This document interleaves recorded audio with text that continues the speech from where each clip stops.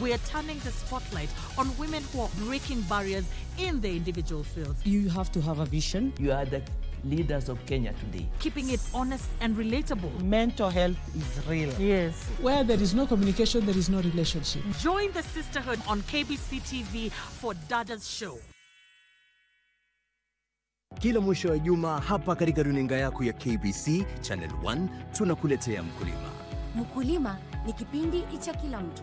Mkulima mdogo, mkubwa, mnunuzi, muuzaji na pia anayenuia kuanza kilimo. Kuanzia kwa mbinu bora na za kisasa za kilimo, ufugaji, kukupa fursa za biashara, kuongeza dhamana hadi teknolojia zinazorahisisha kilimo. Mkulima kisasa inakupa wewe maarifa, motisha na suluhu za kukuza mazao, kuongeza kipato na pia kulisha taifa kwa jumla. Tunafeed nchi, tunafeed watoto wetu na tunafeed Europa na tunaweka pesa mfukoni.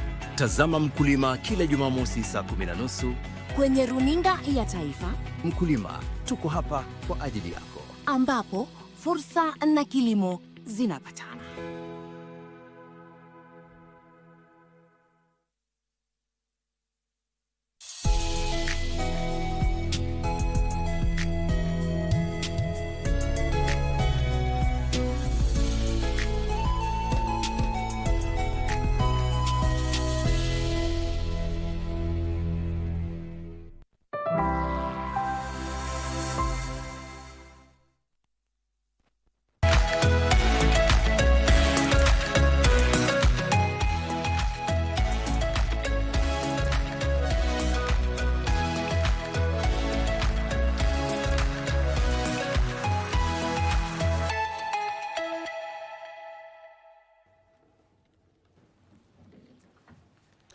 Good morning.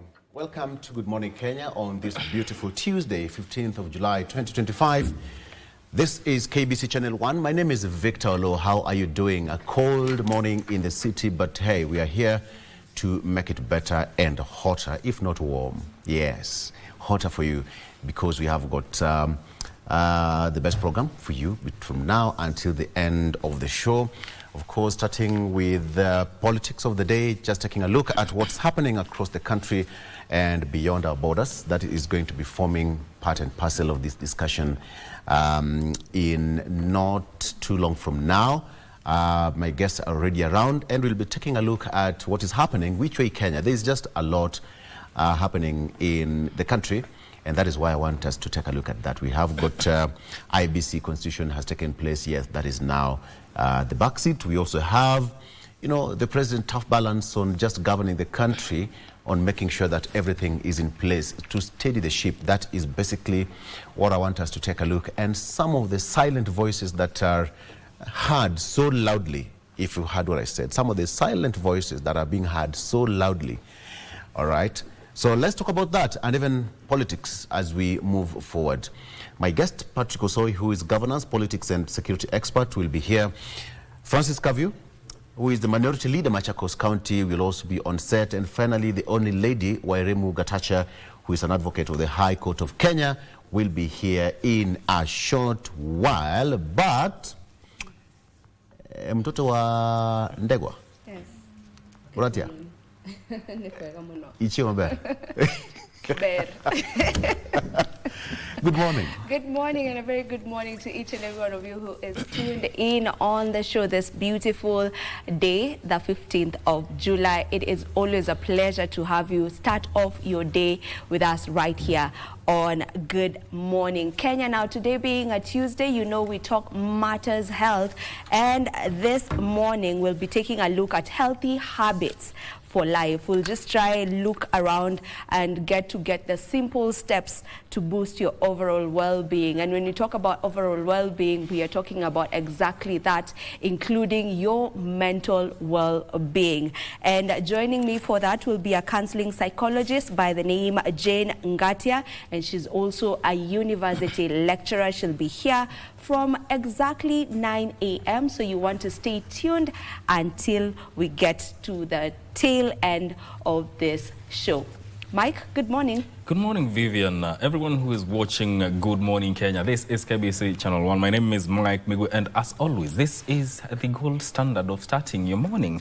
Of course, the show is well prepared and ready to get you apprised on what is happening and also to do matters to do with health. But before we head over to the political segment, allow me to interest you with a quote by Paul S. Buck.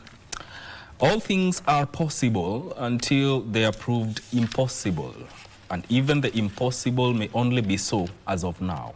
All things are possible until they are proved impossible. And even the impossible may only be so as of now. Well, in other words, everything is in the mind. Yeah. Yeah. And then the word impossible itself actually says impossible. So nothing is impossible. Nothing is impossible. It's in the mind. Sure. I mean, just try it. Yeah. Just try it. You never know. Yeah. Yeah. Victor? Good. All right. So we're taking a very, very short break.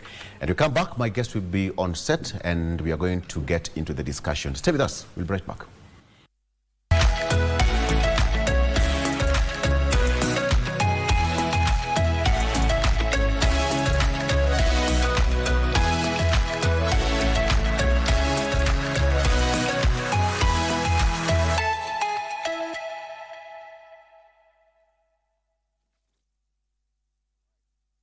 Let me take you through the front page of our local dailies very fast as I welcome my guest on set.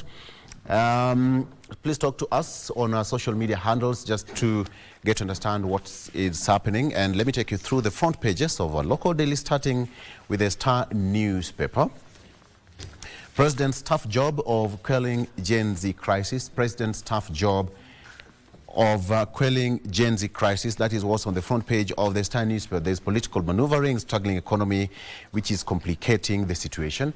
And now the president has a tough job, according to the Star, of just maintaining and quelling Gen Z crisis. That story is, of course, detailed for you in the inner pages. Muranga man whose innovation ended villagers' network wars. This is a matter of science and technology. County bursaries blow as control of budget holds their funding.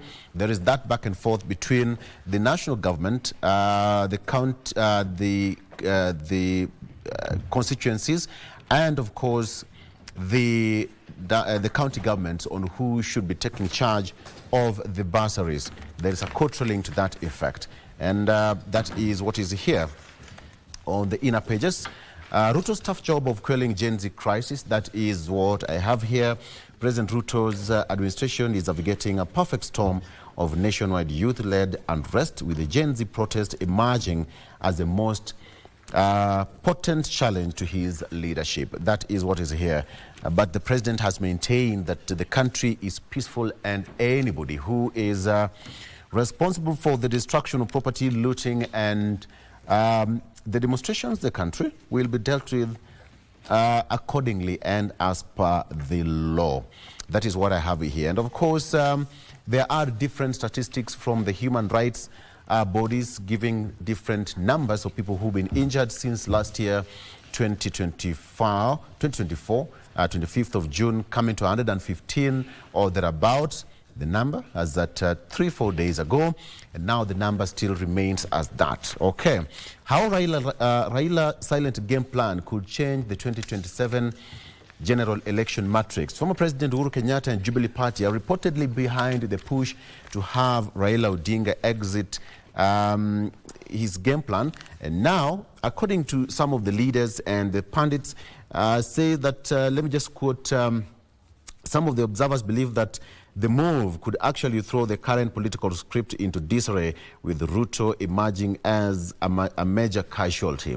That is their opinion, saying that Raila Odinga still controls and has an influence in Nairobi, coast parts of Western and Northeastern, where he has a lot of support. And with Ruto banking on Raila's support to retain his seat, it's according to them, it's apparent that after losing grip of his Mount Kenya support, which propelled him to 2022 victory, and with Raila still holding that card, it would actually change the 2027 political matrix.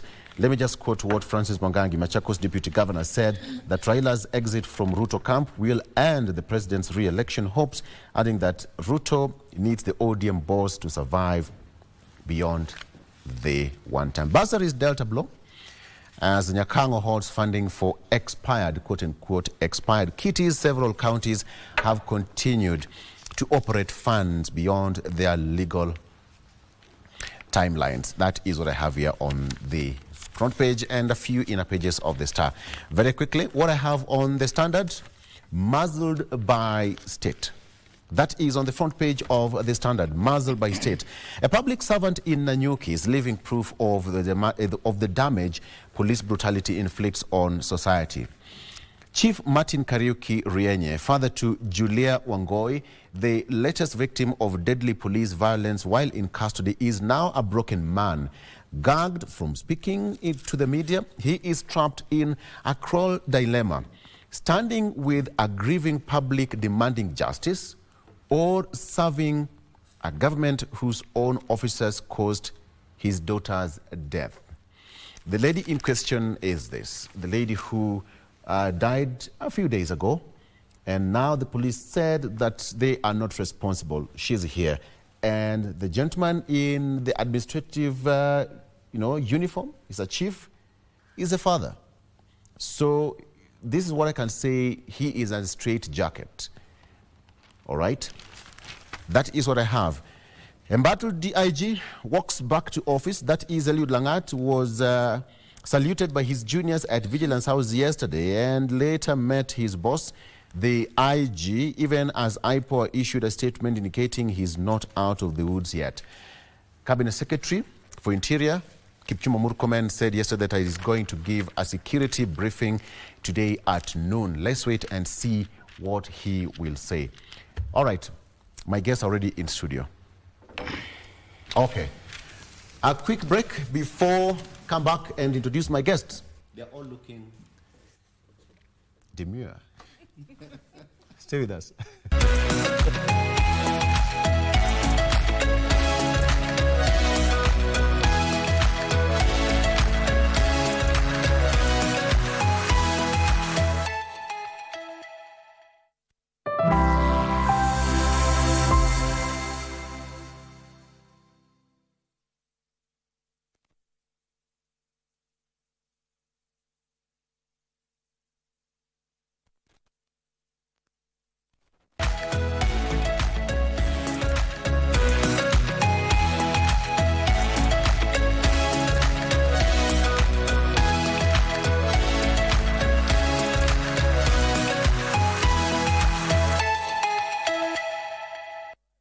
Sawa, come back. Okay, so let's get into it. Starting with my immediate right, Patrick Osowo, who is politics and security and governance expert. He looks demure for sure. Look at that look. Look at the bald head, the shave.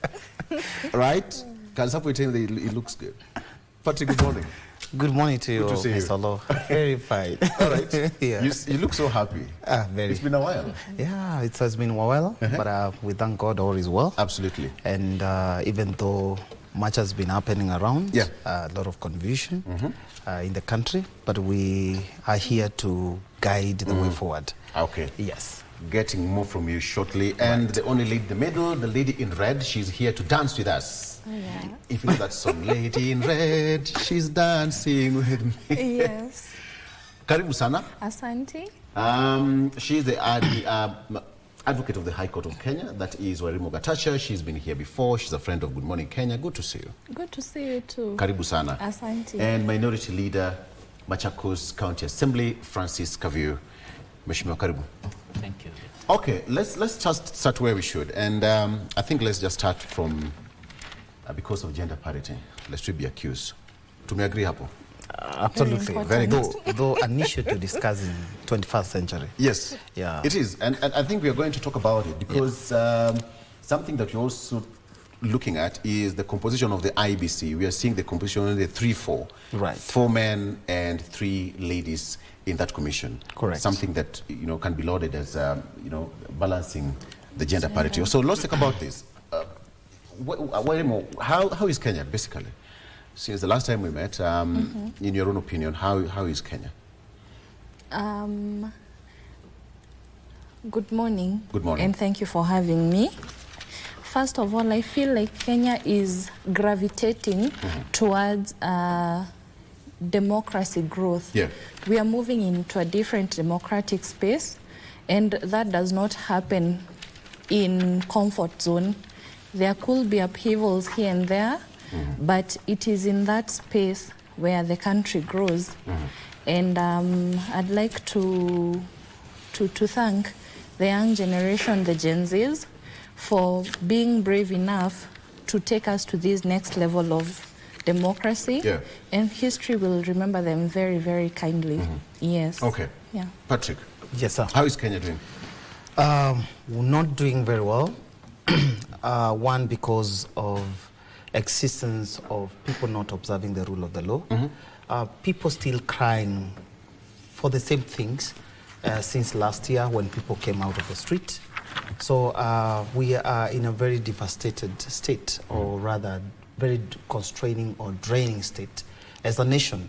And what we can only say is that people not to give up on the call to bring the governance on board and to bring the leaders that they want. So we are not doing very well. You see, from just shooting kind of orders, whereby we didn't used to have this language before. So it means that things are getting worse every day, other than getting good every day. No conversations. Last year we called for conversations for the government. What we only saw was Raila Amolo Odinga and William Ruto getting into a conversation, and which does not represent the queries of the generation today. Yeah. Okay. And of course, Raila has also called for a national conclave, generational conversation. Okay, we'll get that very shortly. Right. Francis, how is Kenya doing so far? I think from my own opinion that we are in a moment of change, and most of the time when things are shifting from one state to another one, there tend to be that disruption, and that is what we are experiencing as a country. But from where I'm sitting, I see hope. I see Kenya becoming better. And the only remedy that we need to have so that we can move and gravitate towards the better Kenya that we want is if we observe the law.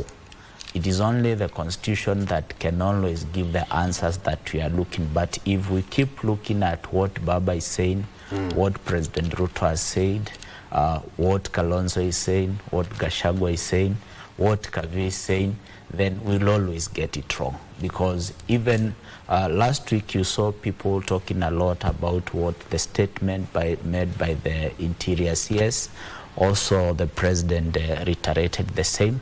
But it gets to a point we stop listening to who said what, then we ask ourselves, what does the Constitution, what is the position on these issues? Because if the leadership of the country operates within the confines of the law, and also even us as the citizen, when we want to agitate for some changes, if we also operate within the law, then we'll have a better country. But if we decide that it's either my way or anarchy, then that is what will destroy our beautiful country, Kenya.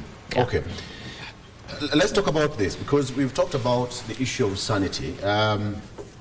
It is not something new that we've seen in the country. It started way back, even before independence. During Sabasaba in the 90s, there was Mandamano. The Gen Z, quote unquote, of 1992 also participated in the Mandamano. But we've seen, some leaders who say that we are here because of the protest and because of what is provided for in the Constitution. But then now, where do we balance that? Observing the law, the Constitution, and agitating for our rights. Francis? I think unlike what we are experiencing at the moment, if you look at the quest for multi-party system in the 1992, the situation was a little bit different, because those who are pushing for the change, they had an ideology that they wanted. But if you look at what is happening today, June 25th June last year, there was a reason for the demonstration. There was an objective that we wanted to achieve as a country. But if you look at what we are experiencing today, sometimes you tend to ask yourself, what are we trying to achieve? Because if there is an objective, there is an ideology that people want to pursue, yes, then you will not need a timetable, you will not need a schedule from a politician to tell you that tomorrow you need to go out. Tomorrow you need to pursue this particular course. So I think if we identify what is the problem and leave alone the issue of dialogue that Baba is calling for, because they are the same people who has made us to be where we are. Because if Baba, after losing the election, the best thing would have for them to unite as an opposition and provide that check, that oversight. So that collaboration kind of thing, that after the Gen Z advocated for that change, what happened? The only change that happened, it's Baba that we saw him moving from being the side that is supposed to check and joining the same government. So now that for 1 year he has been dining and eating very well, now that that he sees that things are different, then he comes back again and he wants to be the same person who want to drive the agenda that the Gen Zs and Kenyans are trying to achieve. So my call will always be, the Constitution makes that provision for people to picket, to demonstrate. But what I've always been advocating for, when you are exercising your right, if it is Francis and there is something that I want to pursue, the moment it starts violating the rights and freedoms of my sister Wairimu or Patrick, then it means that I've gotten out of the nini. So even as we push for those change, because I don't believe burning someone's business, looting people's property, that does not contribute towards us achieving. So, and that when we do it within the law, then it even makes it easy, because it will give us now the right. Because if you are just doing it peacefully, and somebody shoots at you for nothing, then as a country we are able to unite. But sometimes I ask myself, we as citizens, if we decide we want to come out and exercise our right to demonstrate, then we are entering into somebody's business, looting. Then sometimes you wonder, are we still pursuing the same objective? Then also the police, they don't need to get directive from either the president or any other person how they are supposed to conduct themselves, because the 6th schedule is very clear on the National Police Service. It is very clear on how they are supposed to conduct themselves. So whether they are getting instruction from the president or from who, they should always endeavor to operate within the law. And what the president was saying, if you look at the 6th schedule, it is very clear on when and under what circumstance the police should use their firearm. That is when they are either protecting themselves or protecting citizens' life or property. But they don't need to do it because somebody has said shoot under this circumstance. So we must also exercise our rights and freedom in a responsible manner. That is what will give us, will help us move to the right direction. A very good background check. Thank you, Francis. Wairimu, what's your opening remarks on that, based on what I asked, the question? I think I would want first to echo his sentiments on the question of rights, freedoms, and duty. Every right is correlative to a duty. Where my right begins is where your your freedoms also. There is a way I'm supposed to enjoy my rights in a way that does not infringe on yours. Yeah.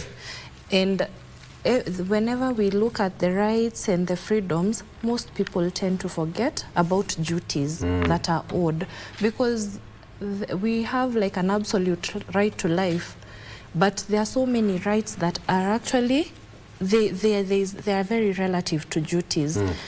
Also, I would want to mention that we need to focus on, for instance, in the space that we are in, on the question of civic education, so that we can be able to understand, one, what are my rights, two, what are the freedoms that I'm entitled to, three, what are my duties. The other thing is that when you also engage in this civic education, you get to also critically and analytically assess information that is in the media, and also it helps to discern misinformation so that we can make rational decisions. When you're informed as a citizenry, when you are able to understand what is happening, it is very hard for the political class to polarize the state, to polarize the people. So it is information that needs to be out there, and it should be as a matter of... Who should do that? Because as a media, we are doing our part. Yes. But there is a larger scale that it should happen. Let me just give an example. Police officers go through training 9 months, or Patrick? Yeah. 9 months, right? And they go to class. You know, human rights, how to deal with this and that. But who is going to teach Wanjiko on how to deal with police officers during riots and all that? Where does your limit end? How do you... So when you talk about civic education, who is going to do it to the masses out there, to get deep down to the last person in Francis Ward in Machakos County, for us to have a national space and knowledge base on how to handle these situations? Thank you. Every Kenyan is a taxpayer. It is the government's responsibility to ensure that there is education on civic activities among all Kenyans. So in my opinion, I believe that the government should take the forefront towards that, because, for instance, you see the way we have the proposal for the intergenerational conclave. When that one goes hand in hand with civic education, right now what the government needs is to build trust, and you cannot build trust without engaging people. You cannot just, for instance, I have seen a lot of opposition on the intergenerational conclave, which we are likely to talk about. There are politicians who have decided, especially those that are opposing the legitimacy of this government, they are opposing this particular move or call for that conclave. We are supposed to sit down and see, for instance, what is that conclave going to achieve? Is it going to be like any other meeting or any other step that has been taken by the government with no dialogue? So I feel like it's important to create public trust, because there is no government that will thrive, and we can see what's happening. We have a country and citizens that do not believe in the government, and they do not trust it. So it's upon the same government to programs, and actually, even when I'm civic activities, what am I supposed to do? Okay. Yes. All right. So what are we supposed to do is to take a very quick break and be right back with more. Stay with us.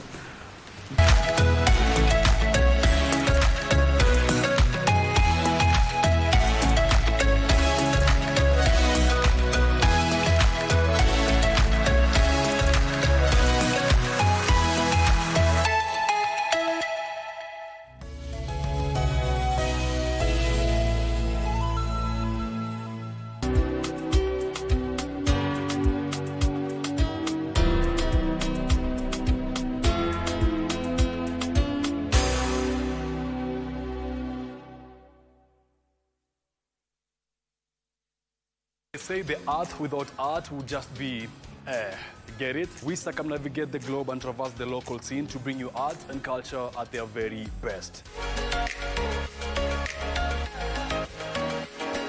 From fine art, culinary art, performing arts, and even cultural events, you name it, and we have got you covered. My name is Kevin Kasioki, and I will be serving you this and much, much more each and every Friday at 8 p.m. only on KBC Channel 1.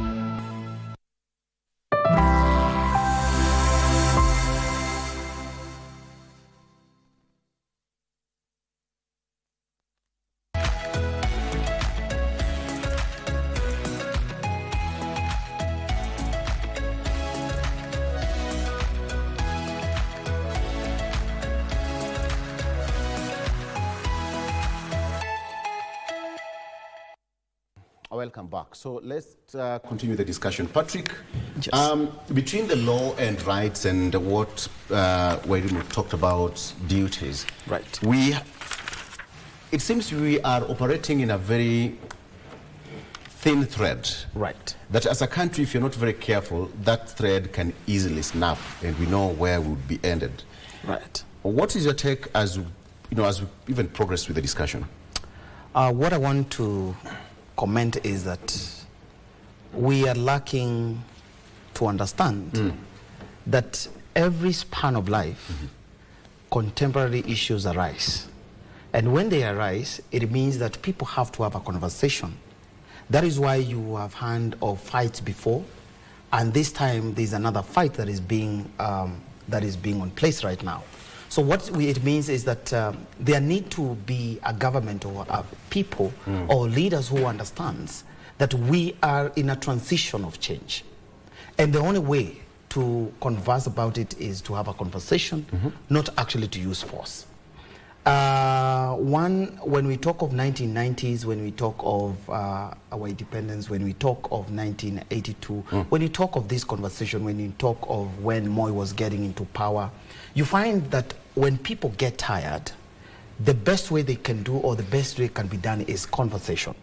But what we are seeing today that people are not engaging into conversation, instead of the leaders actually guiding the people on the way forward in matters of conversation, whether in the government or in opposition, is igniting the fire.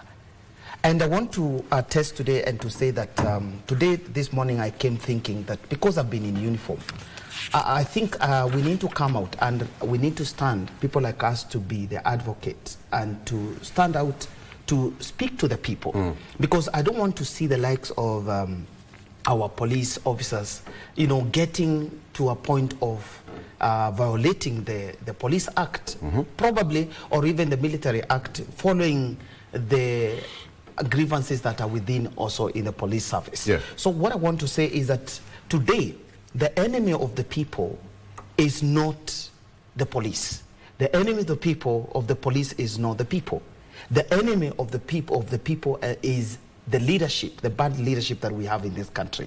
But because it's a managerial tactics to survive, whereby you make subordinates to fight, or people of equals or peoples of relative equals to fight for you to thrive, then that is the application that is being applied here. If our police officers would understand that, and if our citizens would understand that the police officers are not the enemy, the people are not the enemy, there need to be a conversation to sort out the problem, and the problem, you realize the leadership that we have in this country. Yeah. So for me, I want to say that, and I want to call upon the police officers and also to call the citizens of this country to have a sober conversation and realize where the problem is. And they will realize that there are some people somewhere seated trying to ignite fire to the police, trying to ignite fire to the citizens to say that you guys, you are enemies to fight. And I want to say that this country, we need conversation, and we need sober conversation between the civilian and the police to sort the issues. I want to ask all of you this conversation, because you talked about the dialogue, the conversation. So how do we go about it? Because It is a conversation that was started by Honorable Raila Odinga a few days ago. So how do we go about it? Because how many sets of conversations have we held in this country? Let the recent one be the National Dialogue Committee at the Bomas. What are some of the recommendations that we've seen coming out of that dialogue? So what is this dialogue that we need to have as a nation that is going to be Wanjiku-oriented and not hijacked by the political class? Right. So what we are having, Yes. I've said, is in life we have transitional span, or I would say that a generation change. We have also lacked as a community, as a citizen, as a people, Yes. to understand that my father cannot solve my problems. My grandfather cannot solve my problems. We have to be the people in the conversation. And that is also what we are missing out. If I check the generation of where probably the Right Honorable Raila Odinga is from, is in the generation that we call traditionalist. He is not even boomer, the boomers, for example. We come to even Generation X, Generation Y, so that now we have a conversation. So what I'm calling upon is understanding as the people, and especially the young people in this country, and especially the young leaders in this country, is that we cannot allow our forefathers, our grandfathers, people who have gone ahead of us to fight for us, to have a conversation for us. It is us to have the conversation, because we are in this generation. The contemporary issues that we are facing today are different from what Right Honorable Raila Odinga faced. It's different from what other leaders that have gone ahead of us faced. So for this solution to be found, the conversation to be found, the conversation has to have the right people in the conversation. Okay, wait a minute. Right. How do you have this conversation? The likes of Francis will hijack it. Who is the initiator of the word, the what we're having? Who is the initiator? The political class. Francis, true or false? That is true. So how is the common Mwananchi, who is supposed to benefit from that dialogue, going to benefit from it directly? Let's start from here. Who are the people who are the representation, the people that will be picked to go sit in that conclave? Agenda? That is two, the agenda number 2. On the question of representation, we should be able to see that the people that have been picked of sober mind, that was the call, sober minds that will sit down, should not all be aligned to government. That will already create a very bad taste in the citizens. They will not trust it. Let's also go back to the question of historical precedents of such initiatives that have been taken. Could it just be a mere facade and there will be no action that will be taken from it? Like nothing good will really come out of it. So in my opinion, there is also the question of politicians hijacking it. You see there are some members of the opposition that are highly critical of this particular call for dialogue. Maybe they see that there is something that could come out of the dialogue that could actually offer the government some bit of legitimacy, which is not something that some politicians would want to promote. So the other thing is let us not also look at let the process not be politicized, because there are those that are looking at it as a tool of strategic positioning. So the more the populace is against the government, the better it works for them.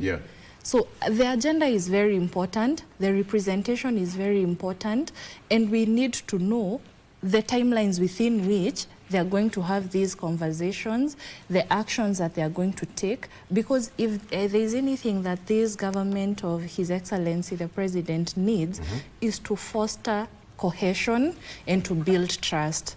And it cannot be done with mere facades. It has to, we have to see action. Yes. Okay.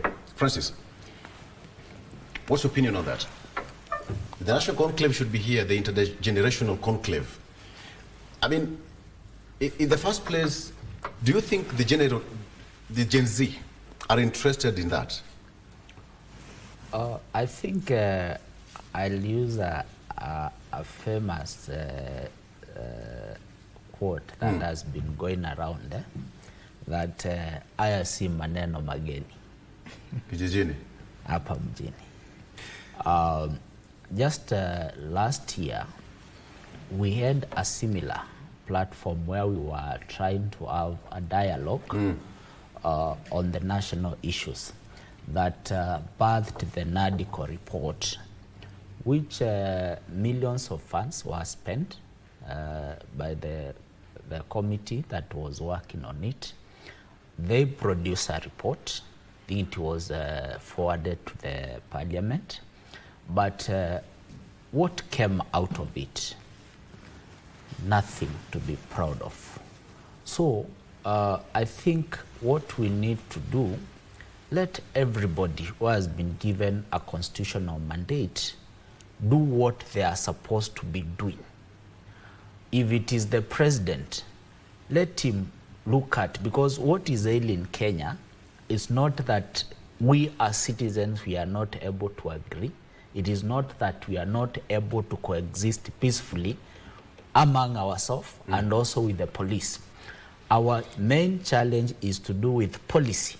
So it is the government to sit down and see what policies should they put in place to address one of the main grievances is the challenge of unemployment that is facing our young people. So that does not need dialogue. It is the president and his cabinet to sit down and come up with a conducive, whether tax policies, governance policies, that will create confidence in our markets so that we can have more investors coming into the country. But what are we doing? If the review of our tax policies are scaring away investors, then we'll have more young people who are not able to access the job market, because it is the investment that comes, whether locally or external, that is what helps us create or generate jobs.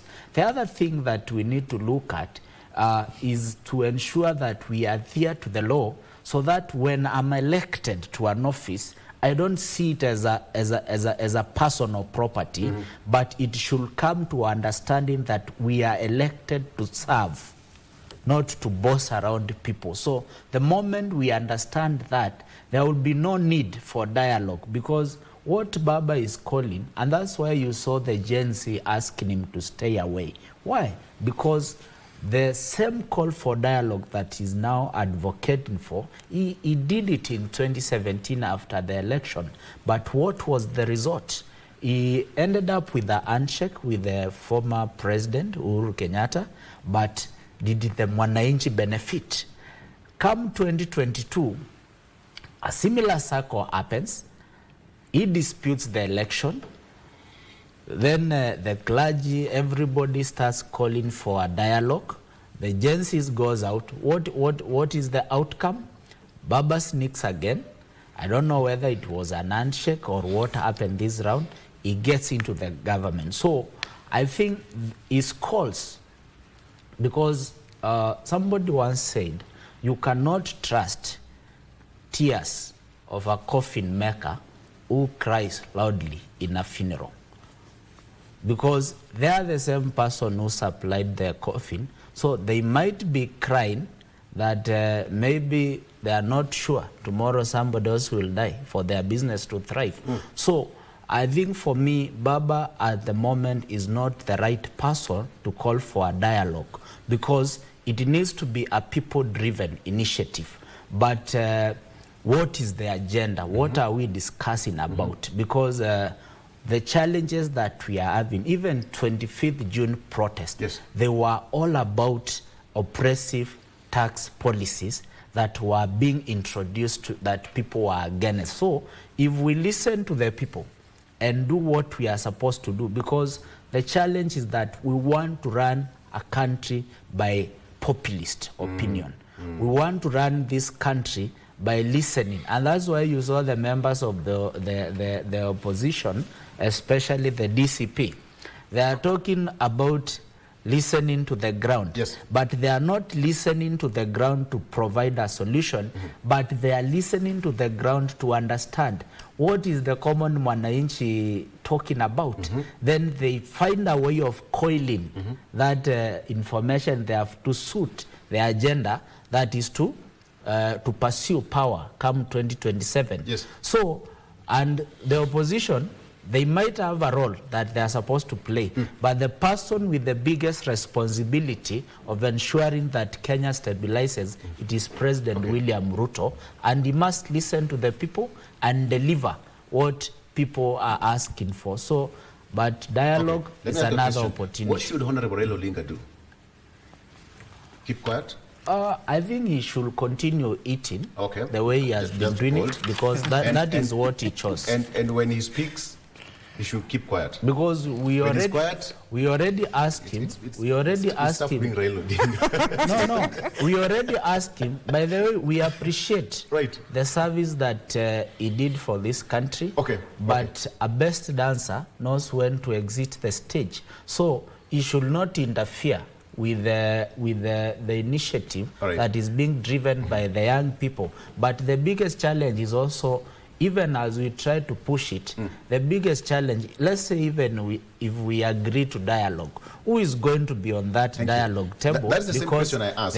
But they say they are leaderless, faceless, so you cannot dialogue with a ghost. Thank you. But Patrick, my mind was on you. Right. Let me ask, this is the question I want to ask all of you. So then, how do we use the institutions that are available to foster that unity and the dialogue that we have right now, instead of having a few people at a round table somewhere, either in Kenya School of Government or Bomas again and all that? But how do we use the available institutions to foster the unity that we want? We have the police, we have the judiciary, we have got the executive, we have got the media.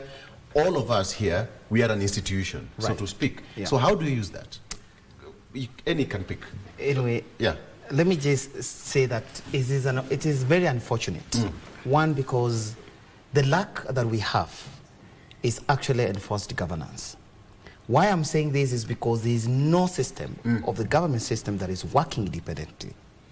It's actually the executive that are working for other institutions. We do not have an independent judiciary. We do not have an independent legislature. We have independent judiciary. The manipulation. Remo is hard when you say that. I'm sorry to say, one, because what we are seeing today is, and I want to call for young people to observe a lot of things happening in the parliament. And that is why now that the IBC is in place, it is time to recall the members of parliament that are in parliament and even in Senate. Why? Because if we have a problem with William Ruto as a president of this country, we have the members of parliament who can institute a motion to kick him out with as provided by our constitution. But we see a manipulated members of parliament, members of legislature, who actually have their own masters. And that is why I'm saying that in the future, we need to have an agenda whereby when you get into the parliament, you forget which political party took you there. Because what we are seeing is that it's either what is the stand of my political party, what is the stand of my political party leader. And that is why I'm saying that we have a big problem today. And I also want to say that we need also to have referendums in the future whereby the security agency becomes another arm of government, so that we do not have political class manipulating the police service or even security agencies of this country. We have issues in this country whereby the police or the security agencies of this country cannot make decisions independently, and they are the experts on that area. We cannot expect somebody like C.S. Mokromen to actually give directive to a police, to uniform people who understands or who knows what they are supposed to do. Does not stand to give any orders. I would also want to say that also, I'm sorry to say that we've never had also a president who has also served in uniform or rather served in the military to understand that even if I'm the commander-in-chief, I do not understand the arithmetics of the security. Will it make any difference? Absolutely, yes. And that is why I want you to observe most of the countries. And that is why, by the way, I know you understand that I'm also running for the Kenyan president in 2027. And we are not fearing to say this because we have seen this country is being taken to a direction that we do not want. I have served myself in the security forces in this country. I understand what is lacking in this country. We have indiscipline. We have leaders. And I want to commend what Honorable Francis has said. And I want to encourage the people of Machakos County. He is a leader from where I sit. And I would want to also request him to go for an higher seat come 2027, either senator or governor, because he's a sober leader. You can listen to a leader and you say, your story. And you say, Ni wananchi wanasema. Yeah, this one is a sober leader. And more so because he's young, our political party, because we as the young people have called us and told us we are partless, we are leaderless. Not because we are not. It is because it's a way to survive, so that you do not understand what are the plans we are planning. But the fact is that we, the young people. Thank you. All right. Okay. Let's wait. How do you use the institutions? You belong to the other wing of governance structure. So how do you use that to foster the unity and the dialogue that is being floated around? When Honorable talked about it, it disappeared. And now we have got a national discourse about it, whether or not. So when he spoke about it, there is always a nexus between what generations can transfer. Yes. There is what the generation that has been there can offer, especially given the experiences they have experienced. On the other hand, there is what also this other younger generation brings on the table, which is a fresh outlook and insight and innovative solutions or approaches to things. So when we get those two and talk, there's a that can happen out of it. From where I sit, I don't see anything wrong with the intergenerational conclave. People sitting down to position that even most of the religious leaders have also given their okay on, because anytime people talk, a solution will be found. Yes. And right now, as we look where you started this show and you asked us, where is Kenya? How is Kenya? How do you see Kenya? The short and the long of it is that there's a crisis. And we cannot solve this crisis by further polarizing the situation that is not also good. I think there's a time when we were here on set and I mentioned the civil war, for instance, in Sudan. We have so many inspiring examples around us of what can happen when the country hits that point. The number of internally displaced persons, those that flee out of the countries, those that die, the women and the children that are desperate to survive in their own country. Right now we have an opportunity to dialogue. We should take it. And this should not be interfered with by the political class. It should be devoid of it. I have heard several things that have been said. For instance, one term is not an agenda. It's not an agenda that will fix the country. It's not an agenda that will give us solutions. So instead of focusing on that agenda, if you are truly a leader, then you should be able to tell us we're in this crisis, we got ourselves here, and let us hold our leaders accountable. And transparency as well. Let us see whoever it is that brought us here, because rightfully said, the question of police brutality did not begin in 2022. It has been an ongoing problem for some time now. The question of corruption, unemployment has not begun in 2022. We cannot make one term an agenda that will address all these issues. We need to sit down and agree the corruption and all that. How are we going to deal with these situations? And also, it is very, very important. There was mention of parties that have sponsored one to take those political spaces. Let us, as the citizens, let us introspect these people that are coming to us. because we need proper leaders so that they can make sober decisions for us. If we go for the most popular, the person who is with a particular party or someone who has very deep pockets, then this is where we'll find ourselves all the time, and we will keep making one term, half term as a slogan until thy kingdom come. All right, until thy kingdom come. First, I want us to do this. In the next 8 minutes, as you also respond to that question on how we can use the institutions available, one of them is where you sit, the county assembly. How do you use that? In under 1 minute, I want us to go to the next segment, how to make Kenya great. I think, one, if we have to, because what we are having currently is a political standoff. It is not a national crisis. So I don't know it's whether... It's a political stand? Yes, standoff between those who are in government and those who are intending to take over 2027. And what we must always warn Kenyans is that if you look at Kalonzo, if you look at Gachagua, if you look at President himself, all of them are trying either to secure a job or to defend their job. So it is us as Kenyans who are jobless, who are trying to fight for their space, to ask ourselves what can we do to make our situation better, because there is no single day you will find the members of the opposition telling truth about what the government is doing to make it better, and there is no single day the government will ever agree with the opposition side that what they are proposing is good. So in terms of if we are to dialogue, we have the national, is it National Cohesion and Integration? Yes. It has that mandate. It has a budget. It is normally funded from our national treasury.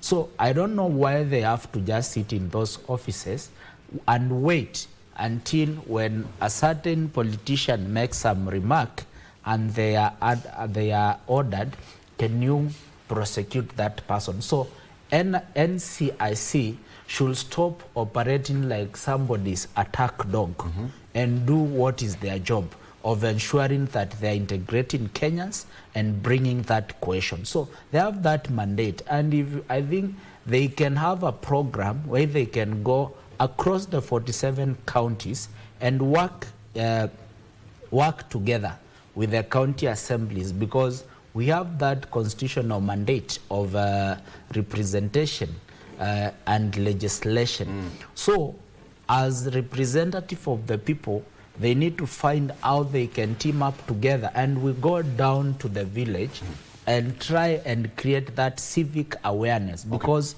what is being exploited is our lack of that civic knowledge on what is ours and how are we supposed to carry ourselves as citizens. So I think the burden lies with them, because if we agree that we want to do a national dialogue that is led by either side of the political divide, the objective will always be to achieve their political agenda. So now that your mic is still on and you are on camera, so normally there's that segment, how to make Kenya great. In your own opinion, that is your camera 2. Look straight to the camera. In 1 minute, how to make Kenya great. There you have it. 1 minute starting now. Straight to the camera. I think the sure way of making this country great is those elected, the citizens, and those who are aspiring to lead this nation must be guided by our constitution that we voted for. Because if you aspire to lead, and at the moment you are not observing the same constitution that you want to use to serve at some point, then it loses the meaning. So let's adhere to the constitution, and in all our endeavors, if we operate guided by the spirit of the constitution, we'll resolve 90% of the problem that we are experiencing. And lastly, to our president, William Samoei Ruto, you need to listen to the Mwananchi, because God has given you that mandate now. Listen and genuinely look for ways and mechanisms that will help address the current situation that we are looking at. Just have a review of the tax policies that we have in. See how you can boost that investor confidence so that we can have more people coming in. And also to our young people, my brothers and sisters, whether Ruto goes and we bring in another person, unless we stand out na tujitume, we are still going to have that challenge, because nobody will come and pick you at home and empower you. It's for us to fight for that economic and democratic space. Thank you. That is very powerful. I like that. I like that. Nobody's coming to save you. Yeah. All right. Thank you, Francis. Warimo, straight to the camera. Camera 2. Please, 30 seconds, if you can. How to make Kenya great. Starting now. 30 seconds, please. Like you mentioned, as we are here, we are institutions. I would like to address myself to the Bible verse, James chapter 3, verse 1, where it says that not many of us should be teachers because we will be judged very strictly. That is my message for the people who are in spaces where they are able to have social influence. Let your words not add fuel into the fire. Let us build our country. And finally, to the Kenyan voter, remember your vote is as good as a rifle, and the usefulness of your vote is in the character of the holder of that vote. Make the right decision, make Kenya great. You have your own responsibility, and the loudest voice you can make is in that ballot box. Thank you very much. 30 seconds. All right. Patrick, 30 seconds. Thank you very much. Again, I want to say that to make Kenya great again, or actually not again, to make Kenya great, one, as the people, we have to be allowed to exercise our direct democracy. That is a government that is run by the people, and for the interest of its citizen. And I also want to say that we should also be the people driven by the agenda, not driven by attacking individuals, because what we are having today is that people who are chanting things that are not the solution that we want as the young people. And also for the young people, it's important to understand that we have to be structured and to have formations to form a system that will replace this system. And our slogan should be draining the swamp. It is very important to understand that they cannot solve our problems. We have to solve the problem by ourselves. Thank you. Thank you. All right. That is a good point to wrap the show. I think that's a good one. How did you perform? Patrick, out of 10? How to make Kenya great, out of 10? Rate yourself, thinking? 8. You're so generous to yourself. Wairimu? 9. Don't even go there. How to make Kenya great? 8. 8. I can give you 10 out of 10, guys. Oh, wow. Thank you so much. Thank you very much for coming. That is Patrick Osoi, who is governance, politics, and security expert. Wairimu, who is an advocate of the High Court, and Francis Kaviu, Member of County Assembly, Machakos, and Minority Leader. I'm Victor Lo. Have a good morning. Bye-bye.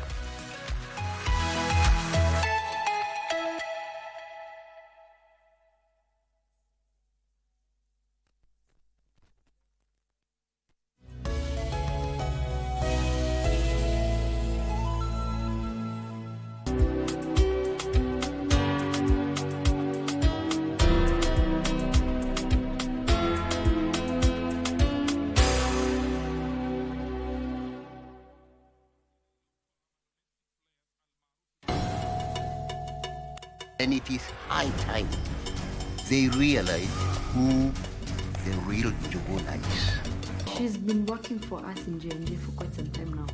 Really? I thought you're the one who was running the show. Come on, I'm trying to help everyone here. Of which you're doing a very terrible job. Let's just deal with what is at hand here. You know what? No one messes with my family. Hello, fabulous ladies. Welcome to the talk show that's all about sisterhood, empowerment, and unfiltered conversation. We will be focusing on women. We believe in women. We are really changing. We are creating a safe space for women to connect, thrive, and share. just because you're a woman on a bike, you're labeled in a certain way. It's not just a talk show, it's a movement. When they are standing, we need to stand out. From heartwarming tales to hilarious adventures. They could ask me, Catherine, why are you learning? We are turning the spotlight on women who are breaking barriers in their individual fields. You have to have a vision. You are the leaders of Kenya today. Keeping it honest and relatable. Mental health is real. Yes. Where there is no communication, there is no relationship. Join the sisterhood on KBC TV for Dada's Show. And Lamin Kamara with his first career goal. Ni muda wa kuhesabu kwa ajili ya kusherekea fasili na asili ya soka barani Afrika, ligi za ndani na magwiji wasiotambulika. Mangeni Alvin anaichanja ndani uzuri, David!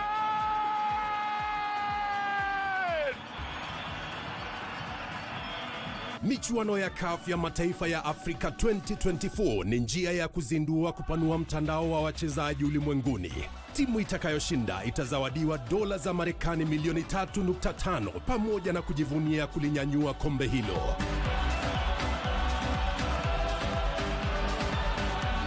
Pata manufaa zaidi kutoka kwa CHAN 2024 mubashara na kipute cha kipekee kwenye runinga ya KBC Channel 1, mwenzio wa dhati michezoni.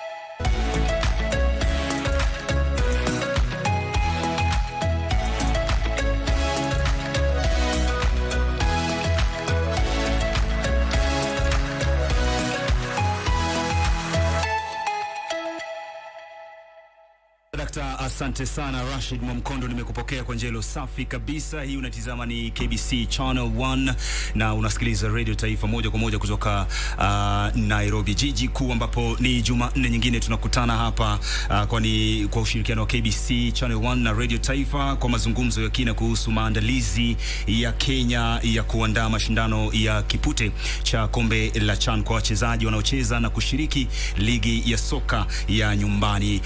Mashindano hayo yatakuwa na ngoananga mwezi Agosti, na msikilizaji na mtazamaji, Kenya ipo katika hatua za mwisho tu za maandalizi ya kushiriki kama mwenyeji mwenza wa mashindano ya mataifa ya Afrika, yani CHAN 2024 yatakayofanyika Agosti kwa ushirikiano na Uganda, hali kadhalika Tanzania, kwa kile ambacho kilijulikana maarufu sana kama pamoja bid. Na kumbuka kama alivyokujuza mwenzangu Rashid Mwamkondo ni kwamba waziri wa michezo, masuala ya vijana, uchumi bunifu, hali kadhalika michezo, Salim Mvurya, pamoja na waziri wa usalama wa ndani wa nchi Kipchumba Murkomen waliweza kufanya ziara katika uwanja wa Kasarani, ukithibitisha kuwa hatua muhimu zimepigwa sana kujiweka tayari kwa mashindano haya. Na msikilizaji na mtazamaji, yapo mengi sana ambayo yanaendelea huku Kenya ikijiandaa katika hatua hizo za kuweza kuandikisha historia kabisa. Kwa mara ya kwanza kabisa hatua kama hii haijawahi kutokea kwa mwenyeji mwenza wa mashindano hayo ya CHAN, na ndio maana leo tunafarijika siku zote kuwa na waziri wa michezo Mheshimiwa Salim Mvurya studioni kutufahamisha na kufafanulia zaidi. Lakini kando na hayo, kumbuka waziri pia na mambo mengi sana ya kufurahisha sawa sawa. Hasa kwa msikilizaji wa KBC Channel 1 na mtazamaji msikilizaji wa Radio Taifa na msikilizaji wa Radio Taifa na mtazamaji kunradhi wa KBC Channel 1, iwapo utaweza kujibu swali moja rahisi tena sana kupitia mitandao ya kijamii, hususan tutakuwa tunatumia Facebook @KBC Channel 1 TV na hali kadhalika @KBC Radio Taifa 92.9 FM, sauti ya Mkenya. Na swali lenyewe ni boga sana. Je, ni viwanja vipi viwili vya humu nchini ambavyo vitaandaa mashindano ya CHAN ifikapo mwezi Agosti? Taja tu viwanja viwili ambavyo vitaandaa mashindano ya CHAN ifikapo mwezi Agosti. Na kwa heshima na taadhima, basi nachukua fursa hii kukutambulisheni kwenu wa Kenya na dunia kwa jumla si mwingine ila ni waziri wa michezo nchini Kenya, Salim Mvurya. Karibu sana bwana waziri.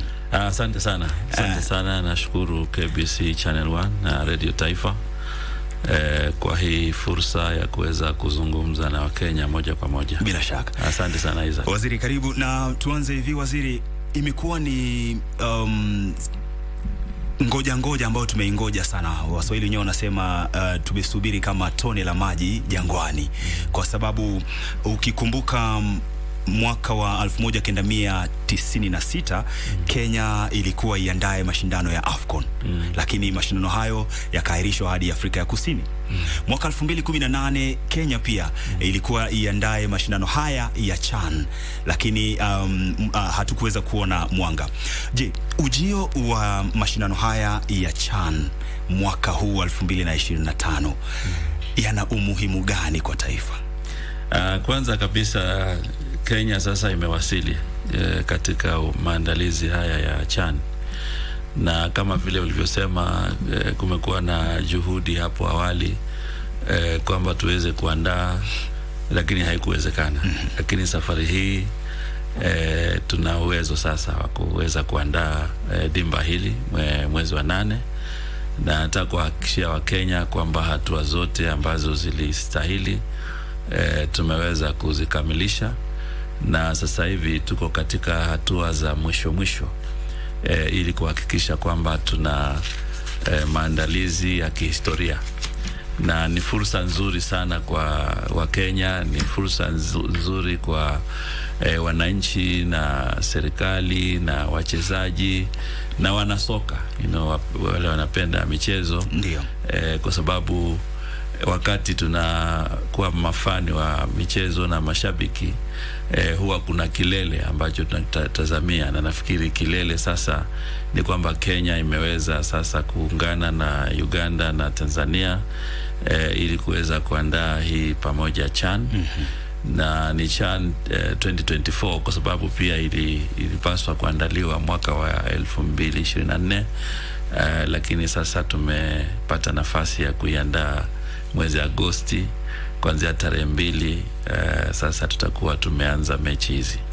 Waziri, umezungumzia kilele kwamba sasa ndo kilele. Unajua kila kitu lazima kiwe na kilele, sio? Kabisa. Lakini kilele cha CHAN kumbuka kitakuwa ni Kasarani, kwa sababu finali itapigwa Kasarani. Lakini swali ambalo wengi wanajiuliza ni labda ni hatua gani ambazo zimechukuliwa. Juzi tumekuwa na Waziri Murkomen. Ni hatua zipi ambazo zimechukuliwa kuhakikisha kwamba usalama, usafiri na miundo misingi vinakidhi viwango vya CAF? Kwanza kabisa nataka kuhakikishia Wakenya kwamba safari hii tumewekeza vilivyo katika miundo msingi, kwa sababu ukienda kwa kiwanja ya Kasarani kuna mabadiliko makubwa sana sasa hivi, kwa sababu utekelezaji huu wa miundo msingi haswa kwa matayarisho umekuwa ukienda na vile vigezo ambavyo CAF ama shirika la maandalizi ya mpira wa miguu katika Afrika wangetaka. Kwa hivyo tumekuwa tukifanya na wao ili kuhakikisha Kenya inaweza kufaulu kutimiza viwango. Kwa hivyo ukifika Kasarani sasa tumeweza kuweka canopy, vile vyumba vya mabadilishi ama changing rooms vimebadilishwa kabisa, vimekuwa ya kisasa. Kiwanja chenyewe mambo ile ya nyasi na kila kitu imekuwa kwa zile standards za kimataifa, na mambo mengi, na hata usalama pia tumeweza kuimarisha. Tumetumia teknolojia, tumetumia pia mbinu nyingi. Wakati unaingia pale kwa lango kuna mambo ya usalama ambayo tumeangalia. Tuna CCTV, tuna sound system ambayo pia inaweza kuwapatia fursa mashabiki kama kuna jambo lolote la dharura kuweza kutangaziwa. Kwa hivyo mambo ya usalama tumeangazia sana, na pia tumefanya mafunzo kwa makamanda wale ambao watahusika katika kuweka usalama. Tumefanya mafunzo na tunaendelea kufanya mafunzo kwa wale tunaita stewards ambao ndio watakuwa wanazunguka sana kudhibiti mambo ya usalama. Kwa hivyo kuna mambo mengi ambayo tumeyafanya. Ukiangalia pale Nyayo imebidi tuweke ukuta mpya ambao haikuwa ili kuhakikisha kwamba tunaweza kudhibiti usalama, kwa sababu tunatarajia kwamba pale Kasarani, kwa sababu Harambee Stars mechi zake zote watacheza Kasarani. Kwa hivyo tunatarajia mashabiki wengi wa Kenya na wengine pia wa kimataifa ambao watahudhuria. Kwa hivyo hatutaki kuchukua nafasi yoyote ambayo inaweza kuhujumu mambo ya usalama, na ndio maana tumeweka mikakati, na jana tulikuwa na zoezi pia la kuweza angalia matayarisho hayo pamoja na waziri wa usalama na vitengo vya usalama. Wiki hii pia tutafanya mazoezi. Wale walinda usalama ambao wamechaguliwa watafanya mazoezi ili kudhibiti hali mbalimbali ambayo inaweza kutokea. Kwa hivyo tumejiandaa vilivyo. Tumebadilisha hali ya Kasarani, tumebadilisha hali ya Nyayo, na pia vile tuna viwanja vingine ambavyo ni vya mafunzo, yani training grounds, ulinzi ambayo pia imefikia kiwango kizuri, police sako.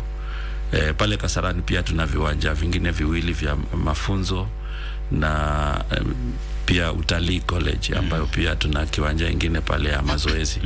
Kwa hivyo hizi zote, hii miundo msingi ambayo tumeiandaa tukizingatia kanuni na sheria zile ambazo CAF imeweza kutupatia na mapendekezo mengi ambayo tumekuwa tukifanya hapo mbeleni. Bila shaka waziri, just off the topic.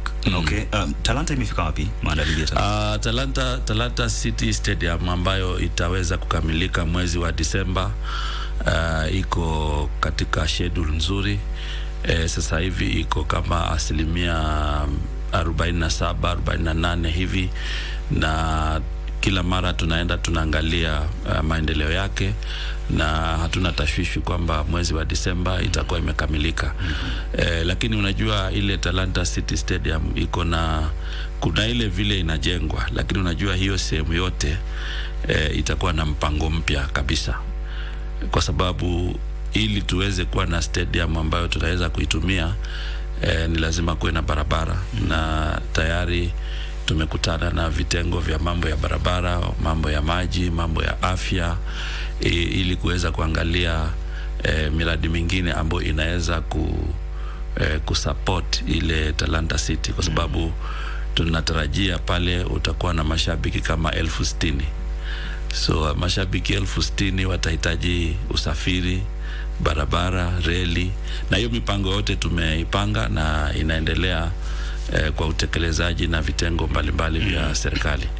Kwa hivyo tunapokamilisha jengo mwezi wa Disemba, tunataka pia na hizi miradi zingine za kuunganisha Talanta City Stadium pia ziko katika kiwango cha kumaliziwa. Kwa hivyo ni mambo ambayo tunaendelea nayo, na kila mwezi huwa tunaangalia ile milestone ya utekelezaji wa Talanta City Stadium. Bila shaka waziri, na kumbuka miundo misingi hii ambayo Kenya inafanya kwa sasa makusudi kuweza kukaribisha ulimwengu, siku zote ni gharama kwa taifa. Na ningependa tu kujua labda maandalizi mpaka tulipo hapa, mpaka tunasubiria siku ya mwisho pale kileleta, itakuwa imegharimu serikali kiwango kipi cha pesa, na ni mikakati ipi ambayo ipo ya kutumia mashindano haya, bwana waziri, kukuza uchumi wa ndani, sekta ya utalii, na hali kadhalika kuendeleza urithi wa Kenya kwa kuvutia wageni wa kimataifa hata baada ya mashindano haya? Wajua sasa, katika fursa hii ya maandalizi ya CHAN ni kigezo tu, hiyo maandalizi ya CHAN na dimba lenyewe ni kigezo ambacho kinaweza kufufua sehemu nyingi za uchumi, kwa sababu wakati tunasema kwamba tutaanza kucheza hapa kuanzia tarehe 3, inamaanisha kuna wageni wengi watakuwa tayari wameingia, zile timu zenyewe zitaingia. Alafu ukumbuke pia katika hizi nchi 3, Kenya, Tanzania na Uganda, ile headquarter ya CAF katika michezo hii iko hapa Nairobi. Ndio. Kwa hivyo tuna matarajio kwamba tutakuwa na utalii utaweza kupatikana. Tayari kuna hoteli kama 8 hivi ambazo zimeweza kuangaliwa na CAF ili kuweza wale wageni wao waweze kuishi hapo na pia wachezaji. Kwa hivyo tuna nafasi nyingi na tuna fursa nzuri ya kuweza kuinua hali ya uchumi haswa kutumia utalii, na pia tumeweza kukutana na wadau wa utalii kupitia KTB ili kuhakikisha kwamba wanachukua hiyo fursa kuitangaza Kenya kama nchi ambayo inaweza kuwa na utalii mzuri, kwa sababu unajua kuna zile siku ambazo hakuna mechi, wageni wetu wanaweza kutembea na wakajionea mandhari ya nchi yetu.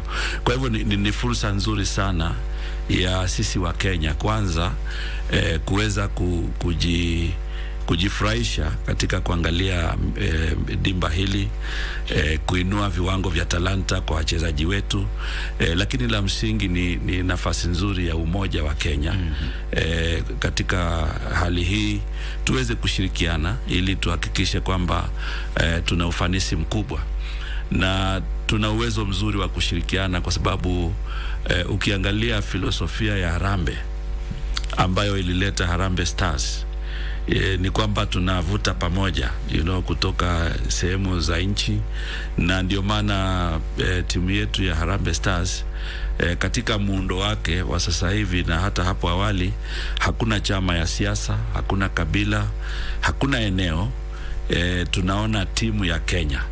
Kwa hivyo tutumie nafasi hii ili tuweze kujitangaza zaidi kama Kenya ambayo ina umoja, kujitangaza zaidi kwamba tuna fursa nyingi za kiuchumi, ili tuweze kupata pia wawekezaji ambao wanaweza kuwekeza katika nchi yetu.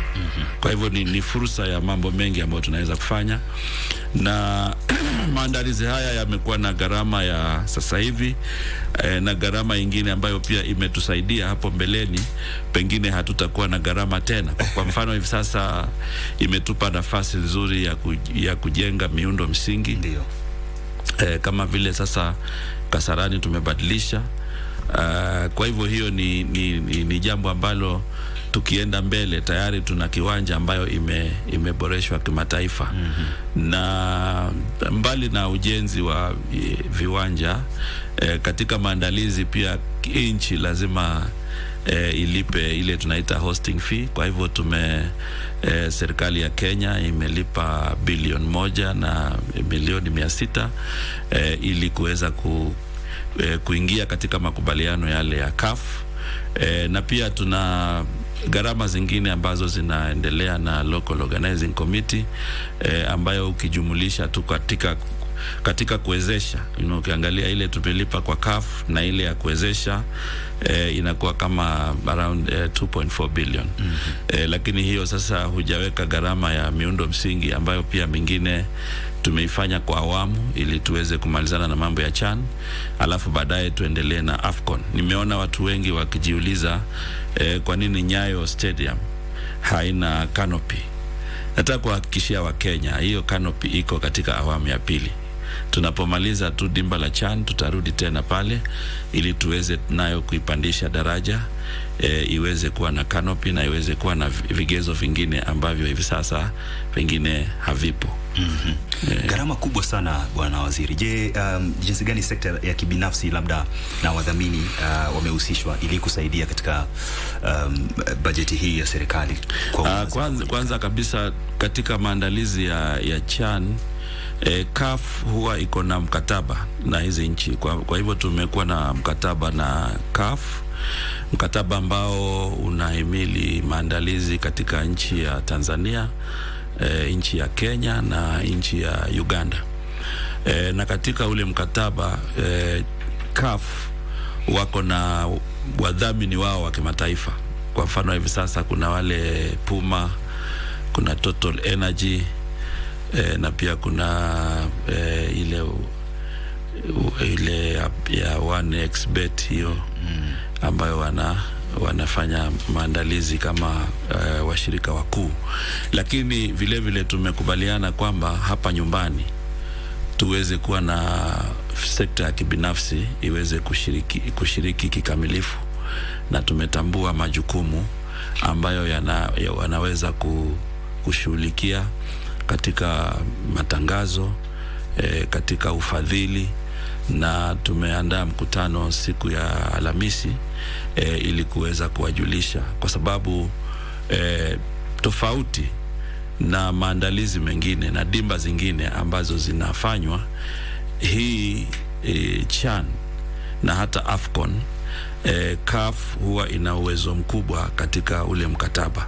Kwa hivyo kuna mambo fulani ambayo nchi haiwezi fanya mpaka wapate ruhusa. Kwa mfano mbeleni tulikuwa na muhemko kidogo mwezi jana June, tukaona kwamba tuanze kuweka billboards, tukaweka zingine 2 hapo ili kuona kwamba tunaanza kutangaza, lakini CAF wakasema hapana, hiyo haiwezi kufanywa sasa hivi kwa sababu mkataba hauruhusu serikali ama ile kamati andalizi kujifanyia mambo bila idhini ya CAF.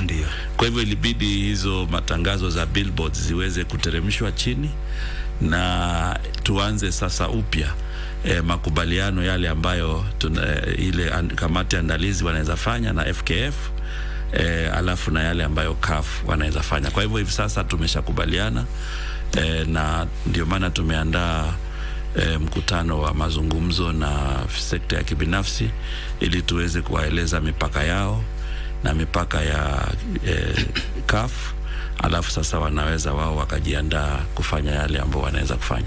Mihemko na mbwembwe, yani nilikuwa tulikuwa unajua sasa vile ambavyo hii CHAN mbeleni tulikosa kuandaa, ndio safari hii tumepata nafasi. Sasa tukawa na muhemko wa kusema lazima sisi tuwe nafasi ya kwanza kabisa. Waziri, wacha matangazo. Wacha nimkumbushe mtazamaji swali la leo mboga sana, na tupo hapa kwa ajili yako kwenye Facebook na Twitter at KBC Channel 1 TV. Facebook, anza na jina lako, unatizama ukiwa wapi, alafu jibu lako. Taja viwanja viwili pekee ambavyo vitaandaa mashindano ya CHAN mwaka 2024, yani CHAN 2024 ambayo inaandaliwa Kenya, Uganda na Tanzania mwaka huu wa 2025. Muda si mrefu tunakwenda kwenye mapumziko mafupi, lakini kabla ya kwenda kwenye mapumziko mafupi, waziri, na kupatia dakika 2 tu. Umezungumzia mbwembwe na mihemko, sio? Wapi theme song? Nani anafanya theme song ya CHAN 2024? Sasa ndio unajua, sasa kwanza iko naitwa hiyo theme song, hayo ni baadhi sasa ya yale mambo ambayo CAF wamepeana maelekezo. Kwa hivyo wakati wa ufunguzi kule Dar es Salaam, ndio sasa theme song itaweza kuchezwa na hapa pia, na kwa sababu tumeanza kufanya handover ya hizi viwanja na majukumu mengi kwao, nafikiri sasa mambo mengine kama hayo yataweza pia kujitokeza kuanzia wiki hii. Bila shaka, waziri katika wa vijana, uchumi bunifu na michezo, Mheshimiwa Salim Mvurya akizungumzia pamoja bida ya Kenya, Uganda na Tanzania. Nakumbuka pia Kenya ipo katika harakati baada ya CHAN. Tunakwenda 2027 ambapo tutakuwa tunaandaa kipute cha kombe la mataifa bingwa barani Afrika. Na ni kujuze tu ni kwamba mashindano haya ya CHAN mwaka huu yatakuwa yanaonyeshwa moja kwa moja kupitia KBC Channel 1. Tunakwenda kwenye mapumziko mafupi sana, lakini wewe usiende mbali, manake tukirejea pia tungependa kusikia kutoka kwako. Je, una maswali yapi kwa waziri kuhusiana na kipute cha CHAN mwezi Agosti? Hii ni KBC Channel 1 na pia unasikiliza Radio Taifa, sauti ya Mkenya. Mimi ni Isaac Lemuka.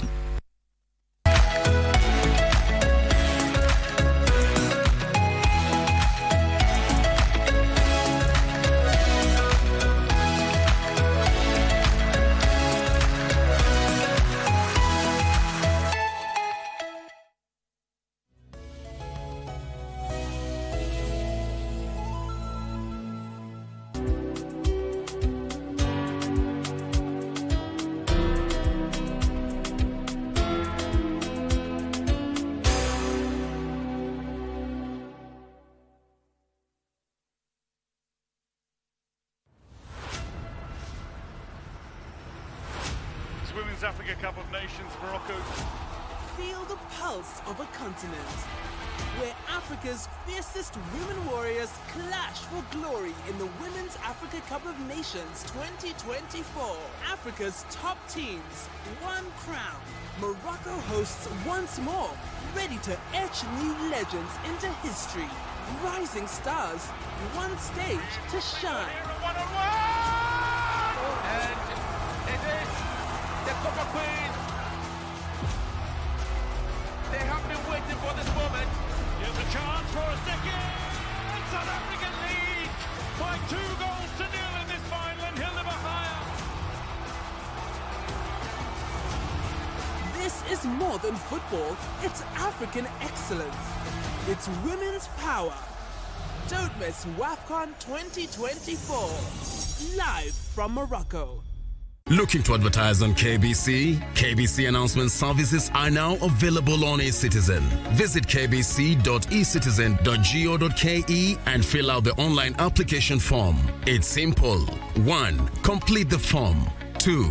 Upload required documents. 3. Receive a quotation based on word count. And 4. Get notified via SMS when your announcement is ready. Please note, clearly indicate the type of announcement, service station, and all relevant details. 2. All applications must be made online only. Manual submissions will not be accepted. And 3. Announcements will air after news bulletins. For assistance, reach us on email ecitizen@kbc.co.ke or use our social media handles, Facebook, your Facebook account, and X at your X account. Or you can call us on 0723 892 654 or 0734 780 124.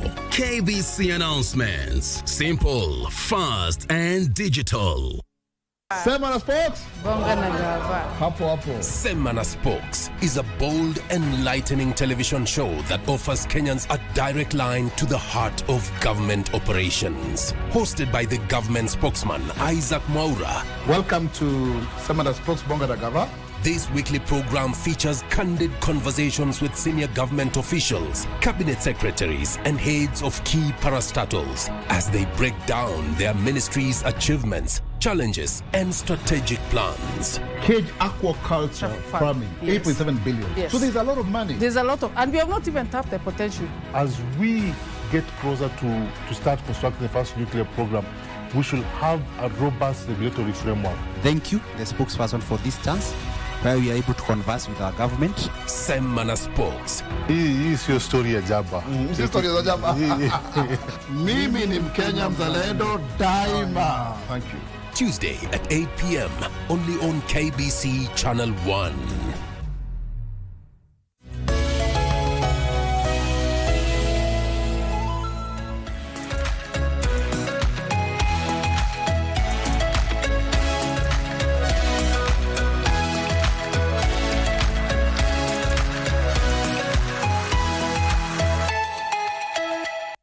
Mheshimiwa Salim Mvurya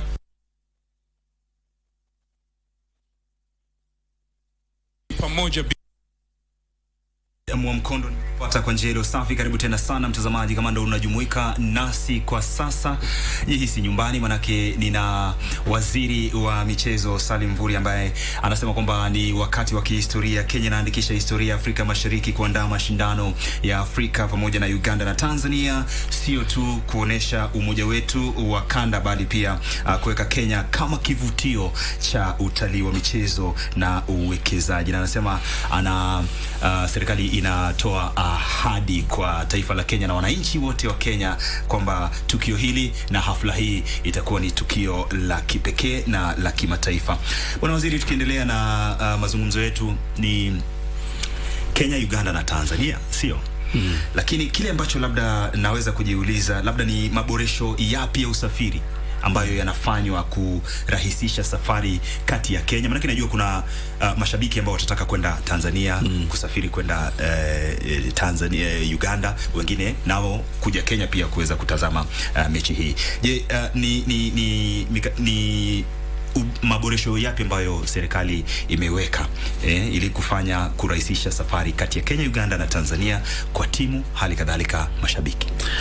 Kwanza kabisa kama serikali ya Kenya tumeweza kuondoa ile mambo ya visa.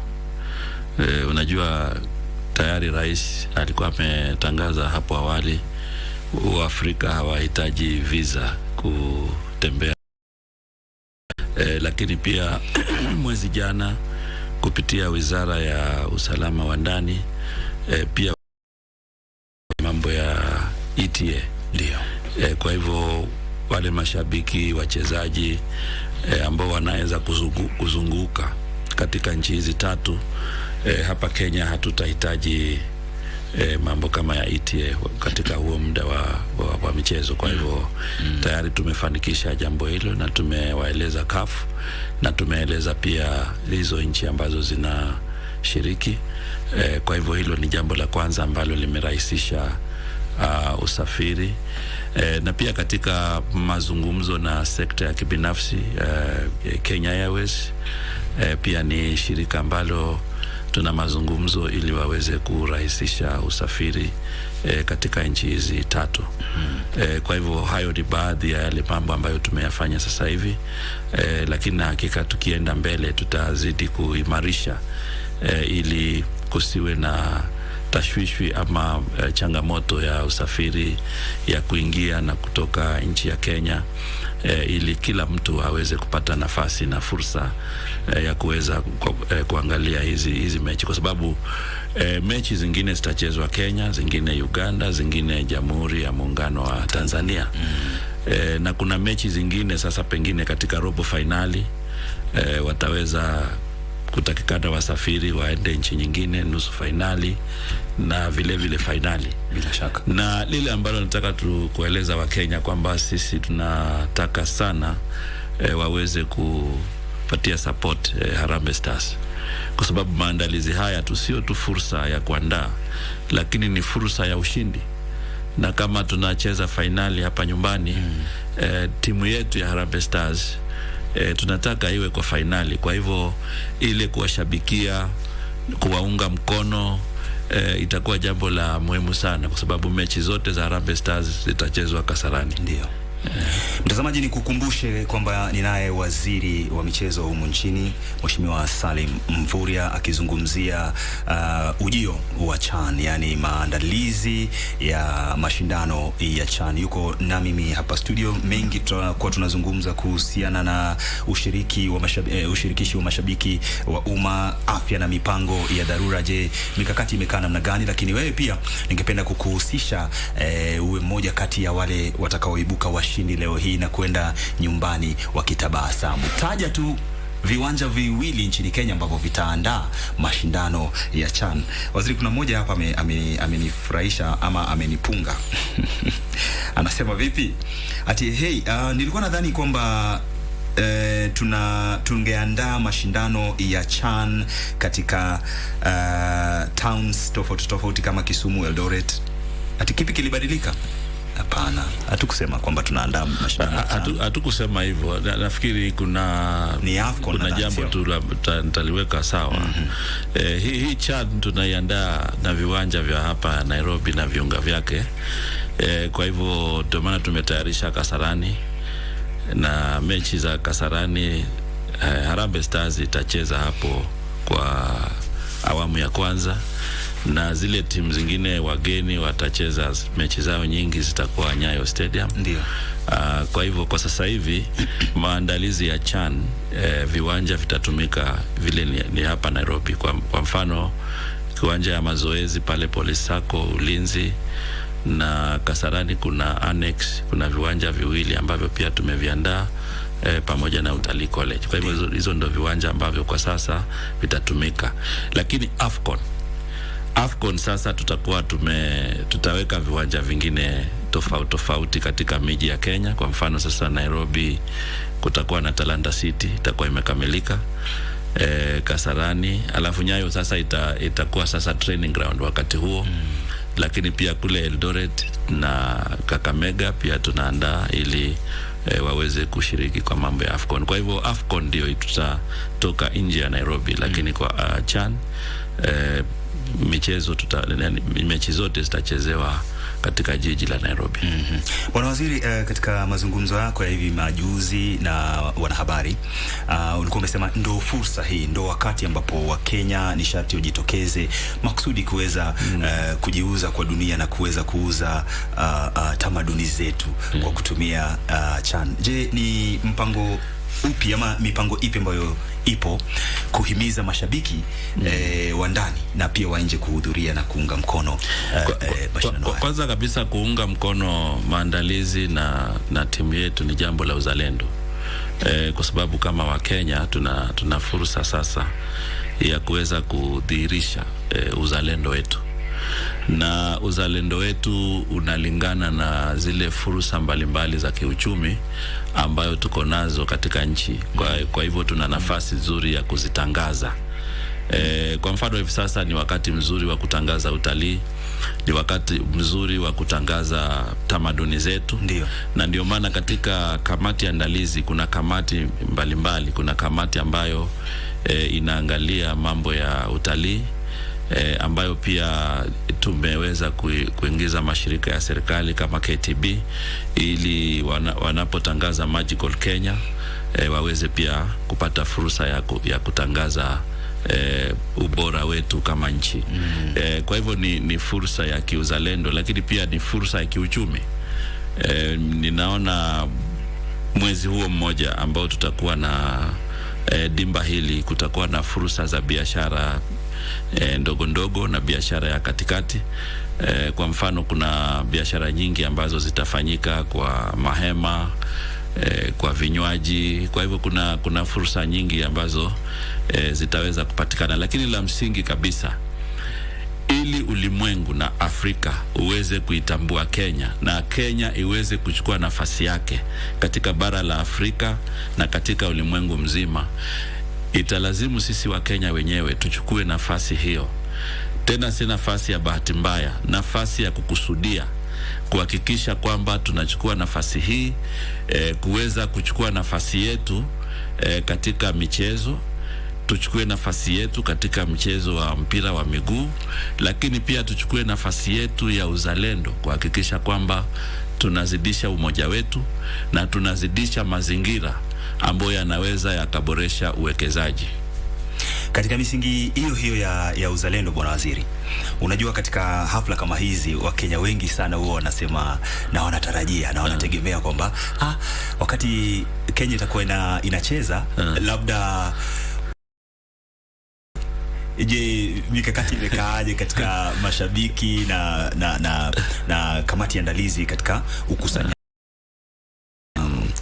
Vile kamati ya andalizi wamepanga, pamoja na FKF, hawajapanga kuingia sare vile umesema, lakini wameweka tiketi katika viwango ambayo inawezekana kwa watu wengi. Kwa mfano nimeona viwango vya tiketi itakuwa 200, 500 na 1000. Kwa hivyo hiyo ni kusema kwamba wanataka Wakenya wengi zaidi waweze kupata nafasi ya kushabikia timu na waweze kupata nafasi ya kuingia katika viwanja na pia kujivinjari, kwa sababu unajua wakati unakuwa fan ama shabiki wa timu, una ushabiki lakini pia unajivinjari. Kwa hivyo ndio maana viwango vya tiketi vimewekwa katika hali ambayo inawezekana. Na pia sasa hivi FKF na kamati andalizi wamesema kwamba tiketi utatumia tu mtandao kufanya booking, lakini pia kama kutakuwa na changamoto zingine wao wataweza kusuluhisha. Kwa hivyo wamerahisisha sana hayo mambo. Nafikiri tu jambo la muhimu wakati tunajiandaa kuingia, kushabikia, kushangilia, mambo ya usalama si polisi peke yake. Ndio. Mambo ya usalama yanatuhusu sote. Kwa hivyo kila mtu achukue jukumu lake la kuhakikisha kwamba tunalinda usalama. Alafu unajua kama kwa mfano Kasarani hivi sasa wengi wetu tunafurahi kwamba tumeitoa mahali chini, sasa tumeiboresha zaidi, tumeipandisha daraja, imekuwa nzuri, inang'ara kabisa. Na lakini sasa unajua tumetumia pesa ya umma katika kufanya hivyo. Ndio. Na tungependa umma wenyewe, kwa sababu umeona vile tumewekeza katika miundo msingi hapa Nairobi na sehemu zingine za nchi, lakini sasa tukiwa umma tuwe wa kwanza kulinda shilingi yetu ile imetumika pale. Na hiyo ndio uzalendo ya kwanza. Kwa hivyo wakati tunashabikia pia tunawahimiza tuwe walinzi wa ile miundo msingi. Si jambo zuri kwamba tunajiweka hasira ya kung'oa viti, kuvunja vioo ama kuvunja vitu vingine ziko hapo. Unajua bado sasa tutarudi tena kwa mifuko yetu ile ya umma kutengeneza. So kwa hivyo tutakuwa hatupigi hatua. Tunapiga hatua moja mbele, hatua tatu nyuma. Kwa hivyo ndio maana tunasema kwamba ni muhimu hivi sasa tujiandae pia katika kuweka usalama, lakini tu sio kwa maafisa wa usalama, lakini kwa sisi wenyewe kuchukua nafasi na jukumu la kulinda mali yetu. Waziri anasema backward never, forward ever.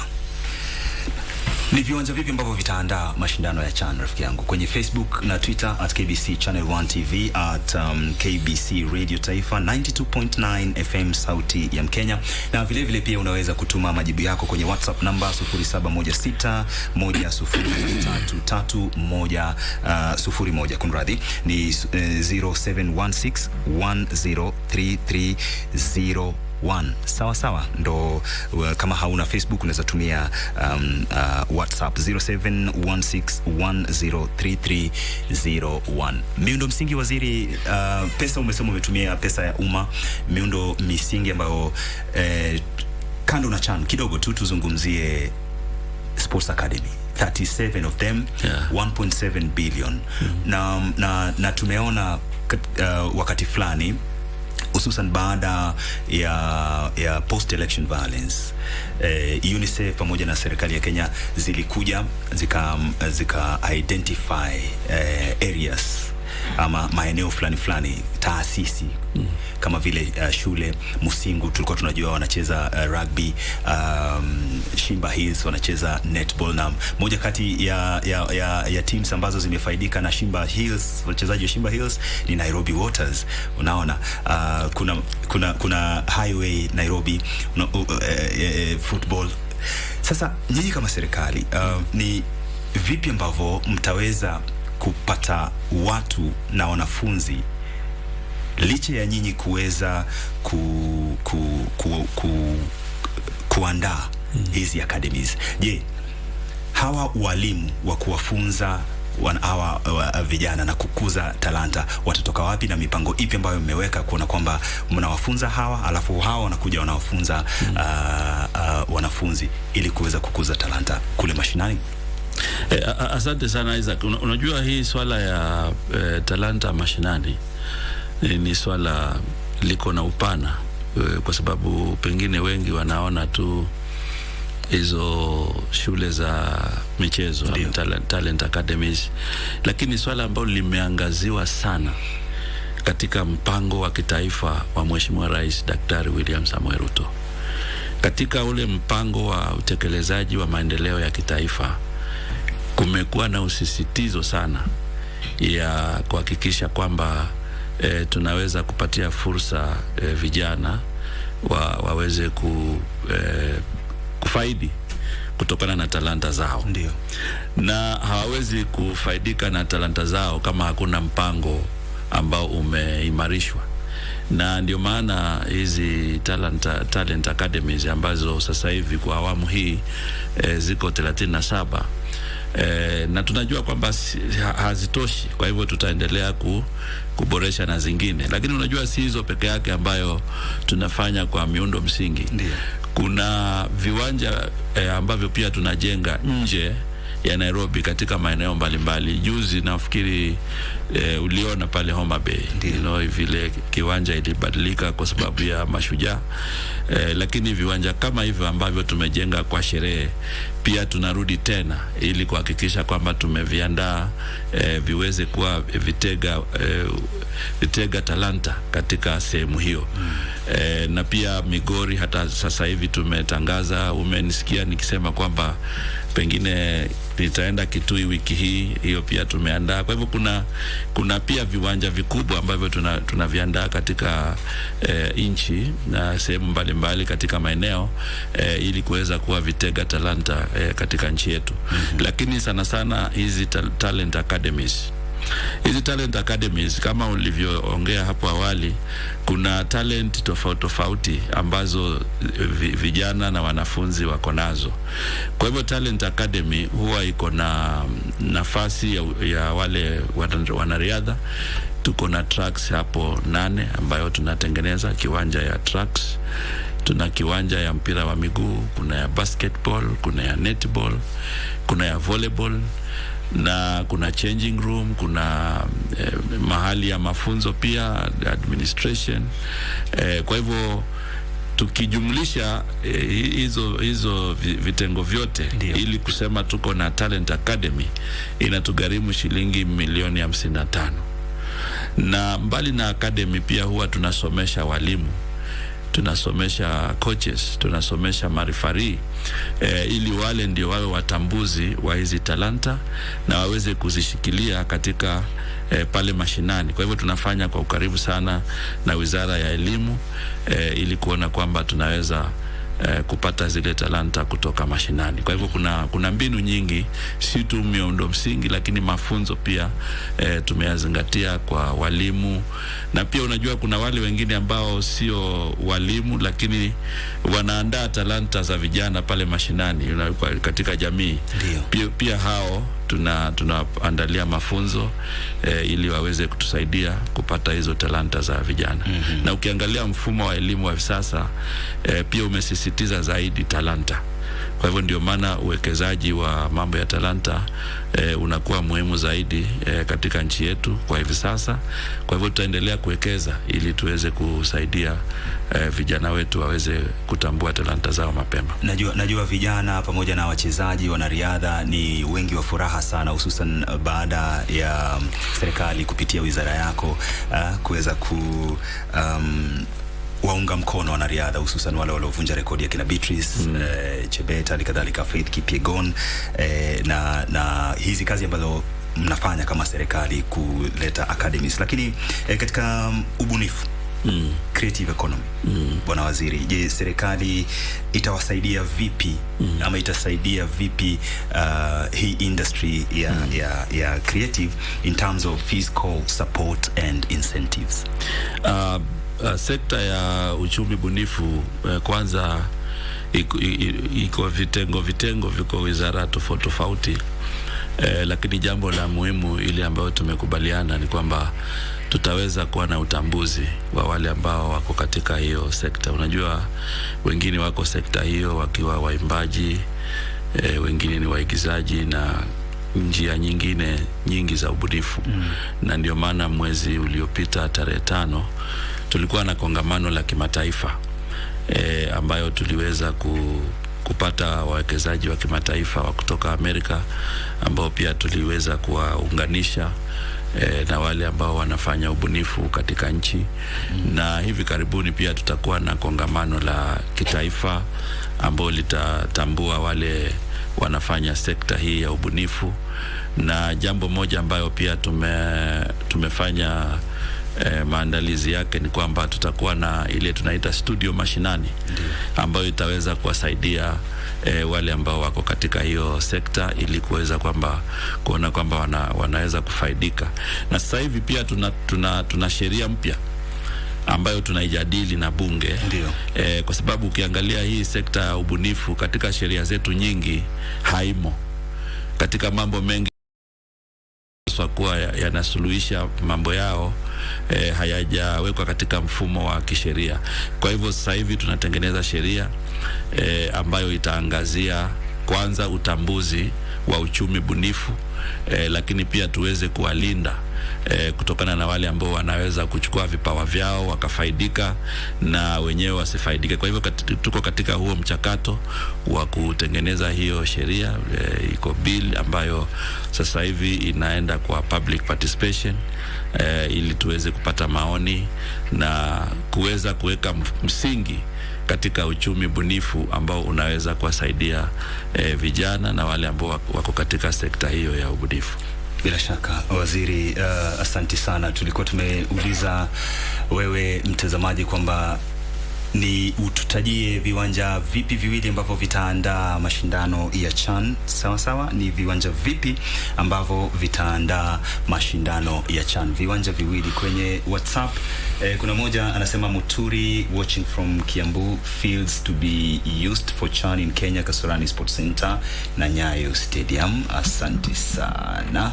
Alafu kuna moja hapa pia anasema hello Wangwana, CHAN itakuwa ni Ibrahim kutoka Kisumu. Shukrani sana Ibrahim kutoka Kisumu. Nitakuwa na wasoma wengine kwenye Facebook, hali kadhalika Twitter @KBC Channel 1 @KBC Radio Taifa 92.9 FM sauti ya Mkenya. Tukimalizia waziri, mambo yako ya mwisho, maneno yako ya mwisho kwa Wakenya wakati tunasubiria CHAN.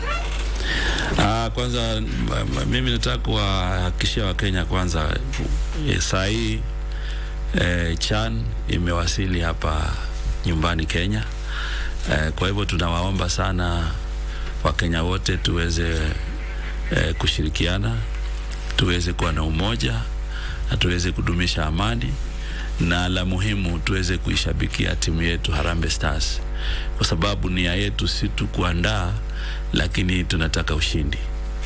Na sasa hivi Harambee Stars wako kambini, ile provisional squad wako kambini, na tuna imani na wale ambao wanawaandaa, tuna imani na wachezaji wetu, tuna imani na timu yetu. Kwa hivyo tunataka tu kuwauliza Wakenya wote kwamba Harambee Stars ni timu yetu. Harambee Stars itatupatia sifa. Ushindi wa Harambee Stars ni ushindi wa Kenya. Kwa hivyo tuchukue nafasi hii ya kiuzalendo ili tuweze kusimama pamoja kama Wakenya na tuweze kuungana. Hapa hakuna chama ya siasa, hakuna eneo, hakuna kabila. Timu ya Kenya ni timu yetu. Bila shaka. Acha ni watangaze washindi hapa. Catherine Oyule unasema uwanja kwa Kasarani na Nyayo from Western Kenya. Shukrani sana Catherine Oyule. Alafu kuna unasema ni Mlim CHAN. CHAN itaandaliwa Nyayo Stadium na Kasarani. Asante sana. Kwa majina naitwa Mlei Nabii kutoka Namanga. Unasema Kasarani Stadium International Sports Center, Nyayo National Stadium. Asante sana. Hello KBC na mheshimiwa, naomba kujua uwekeza vipi kwa michezo za walemavu?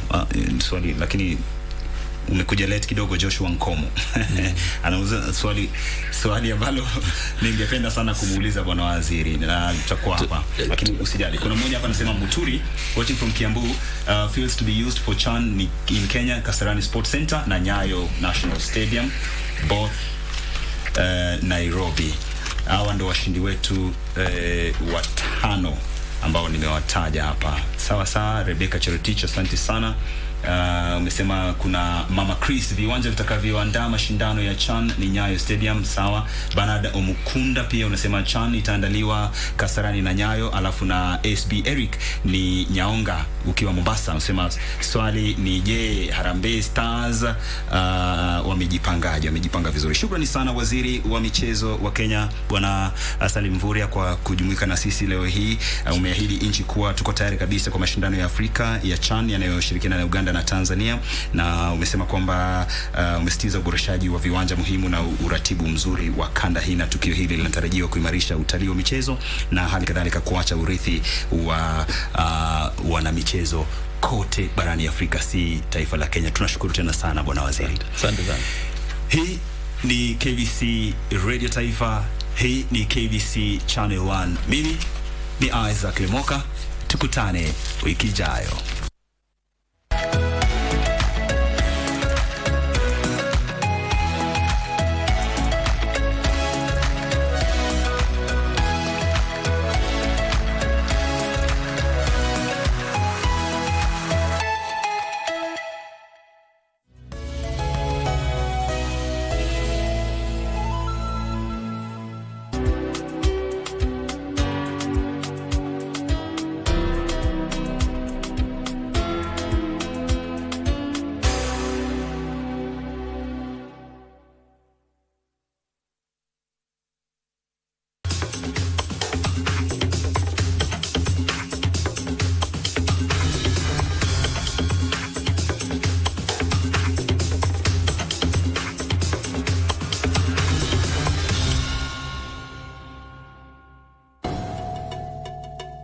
And it is high time they realize who the real Jogona is. She's been working for us in J&J for quite some time now. Really? I thought you're the one who was running the show. Come on, I'm trying to help everyone here. Of which you're doing a very terrible job. Let's just deal with what is at hand here. You know what? No one messes with my family. Good morning. Good morning. Good morning, Kenya. Wake up with Good Morning Kenya, the morning show that's got it all. We dive deep into issues shaping our country. Youth are a voice of a nation. What is the next step for the young people? Unpacking political landscape from Monday to Wednesday. We discuss family matters. It is very important to guard your relationship. And for your health, someone doesn't wake up and they become an addict. It's in stages. We've got you covered each and every Tuesday at 9 a.m. Every Wednesday, it's all about the viewpoint. A day in politics is like 1,000 years. Unpacking the biggest stories of the week, getting you insights and getting you ready for your day. And the package is not yet done. I get to fix your Thursday with some entertainment. Entertainment Thursday, it is. Good Morning Kenya. We shape your day. Good Morning Kenya. Every weekday morning on KBC Channel 1.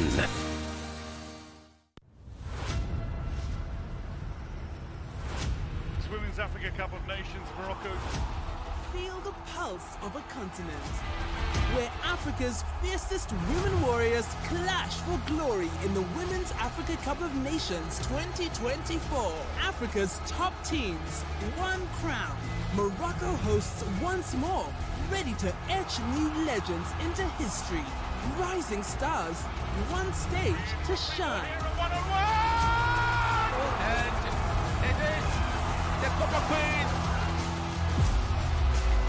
They have been waiting for this moment. Here's a chance for a second. South African lead by 2-0 in this final, and he'll never higher. This is more than football. It's African excellence.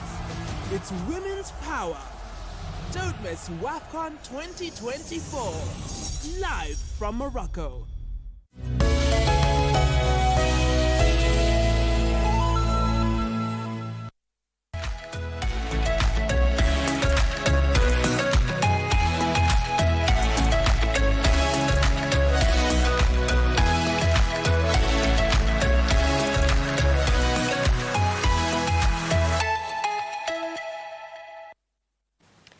From that conversation on the state of sports as we get ready to host a CHAN, let's now switch gears and get to talk matters health right here on Good Morning Kenya, Health Tuesday being the segment on air at the moment. And today our topic of conversation is on healthy habits for life, and we narrow it down to just try and get the simple steps for you to be able to boost your overall well-being.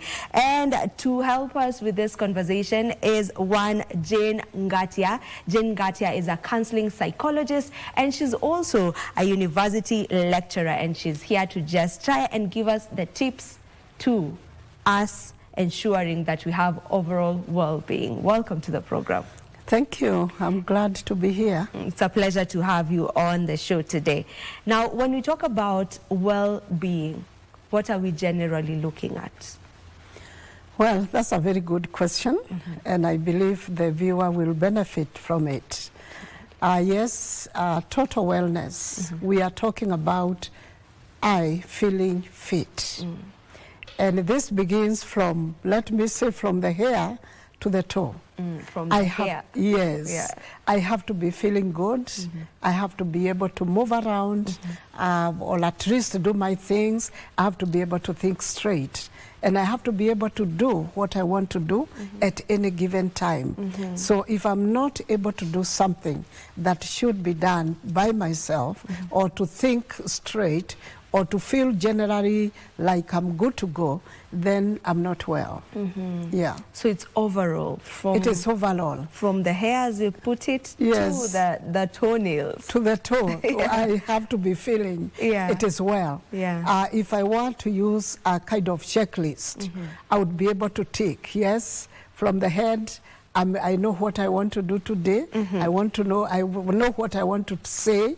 I know where I want to be, and I will be able to do it. Yeah. And I can also be able to move if that requires that I move from place to place. It could be aided movement, whichever way, but I'm able to be what I want to be, and also like what I'm doing.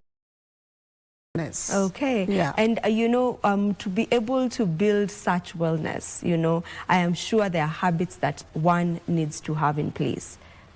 What are some of these habits that we need to ensure we are ticking as well? We are checking that box. A good question there. Allow me, for the sake of the viewer of this program, to also say that we have particular dimensions that we consider should be well balanced if I have to consider myself to be well, and totally well, because that is our interest for now. Yes. There is what we call the social health. And by the way, our health is our wealth. It is. Yes, the greatest gift we can ever give ourselves is to maintain our health and to put the extra effort that is needed for us to be completely well. Okay, we may not achieve the 100 mark, but we can be very close to that. So socially, we need to ensure that our social relations, our social life is well balanced. As in, we need to like people, we need to like ourselves, we need to be at it. So relationships, sometimes we say the people we hang out with will determine how we feel. You know, our feelings eventually will be part of our health. There is something we even call the physical health, and that is what most of us will concern ourselves with.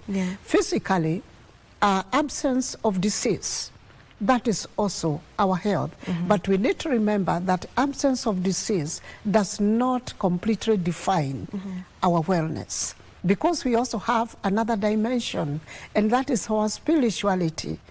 Maybe many of us may not have thought about our spirituality, you know, and I'm not prescribing to a religion or something, but do we believe that life can get better? Being optimistic as opposed to being pessimistic. We must have hope, because we have many problems in this world. As long as we are encountering other people and circumstances, we need to have hope that life will be better. Look at the way we are, like now in Kenya, there's a bit of unsettled feelings, thoughts, and what next, losses here and there because of the climate that is happening, you know, socially, and that can eventually affect our health. But we need to be positive about life. We need to look forward to another better day than it was today or even yesterday. That is also part of our health. So there are many, many other dimensions, including even, you know, the kind of food that we eat, our own nutrition. That is part of our health. We need to mind how we do it. But even making it simpler, we need to take care of our own even exercises. And being active in exercises, we don't need to be, you know, kind of subscribed to some kinds of sports, you know, that we pay money, that we must bring other people together. It doesn't have to be that way. Even walking up the stairs. I wish there were some stairs on this building, up to 7th floor. I would dare it. Yes, because that is my health. You know, it is part of making my body to be active and to be almost 100% involved. So we can do stairs, we can do some shock, you know, walk distances that are not very far, that are not very long, as opposed to sitting. Particularly if we take a job that involves sitting most of the time, it is advisable that we put deliberate effort to walk around. Just make those few, you know, steps, improving on blood circulation, and that is eventually part of our health. I love that. I love that. And even, you know, just speaking about that, what would you say are some of the most common barriers that people face in trying to ensure that their life is balanced and their life is, overall, their life is healthy? Yes, a good direction there. Sometimes lack of awareness. You know, many times we think that because I'm not in pain, I am able to jump around. For those who can, maybe not for me, we are okay. But that is not all. I want to repeat this because it's important, that absence of disease does not mean that we are completely well. Because there's that aspect of the mental wellness. What about my thinking patterns? What do I occupy myself with most of the times? Am I also keeping my brain active? You know, there is a condition we call dementia. Sometimes which can have an early onset because we are not also active in our you know, brain, in our intellectual capacity. We have to be able to be thinking and thinking good all the time. By the way, even just reading a newspaper, watching news like the viewer who is on it right now on this program is very, very important, because our brain is put on edge, and that is part of our health. Just making sure that we are feeding ourselves with good information, the right information, we develop critical thinking, we are able to solve many problems of life. So it is important that also mentally, psychologically, we are able to keep ourselves and feed ourselves with the right information. And I love that you've said that, because we are what we consume. And when we say that, it's not just what you put inside your body in terms of nutrition, but also what you feed your mind with, you know, forms the whole of you. And also in line with that, I would love for you to talk about self-talk and being kinder to yourself, because some of us are really hard on ourselves. You know, I've done this mistake, or there's this particular task that I was supposed to have been able to complete during a given time, and then I'm not able to do that, then now I'm beating myself down so much. Let's talk about also working on being kinder on yourself for your overall well-being. How important is that self-healthy, positive talk? I like that. It's more about self-concept and self-esteem. I like the fact that once we like ourselves and we see ourselves as positive beings, it boosts our self-esteem. Actually, self-esteem is about the value tag that you give yourself. And I can see you have given yourself right now a very big price tag. Yourself. You love yourself. I don't need even to ask you whether you like yourself, whether you love yourself. It's just the way we present ourselves and the way we feel about ourselves. Telling ourselves, you talked about self-talk, yes, that's part of it. Talking to myself and telling myself, Jane Gatia, you can do it. You have the energy. You have the inbuilt, you know, capacity to overcome this problem, and even to be able to do, you know, I believe I am a very special and unique person. And what I believe about myself will make me treat myself the same way. So it is good that people begin to see themselves as able beings, people who can overcome challenges of life, as opposed to that oh yes syndrome, oh I can't do it, now I'm finished, I've lost my job, you know, in that case, I've, you know, I don't have good friends, people are avoiding me, I'm in this financial crisis. You encourage yourself and tell yourself, yes, I can do it. I can do. And once we speak to our inner being, it gives us extra energy to be able to move forward, as opposed to being seated all the time. So we are able to make a step with hope, with optimism, that yes, I can do it. And this is important also for Kenyans. I'm glad Kenya is watching, you know, this program, because this crisis sometimes that we have can put people down, can actually make one get stuck and stuck for life. But the minute I tell myself, yes, this has happened, but it cannot happen forever.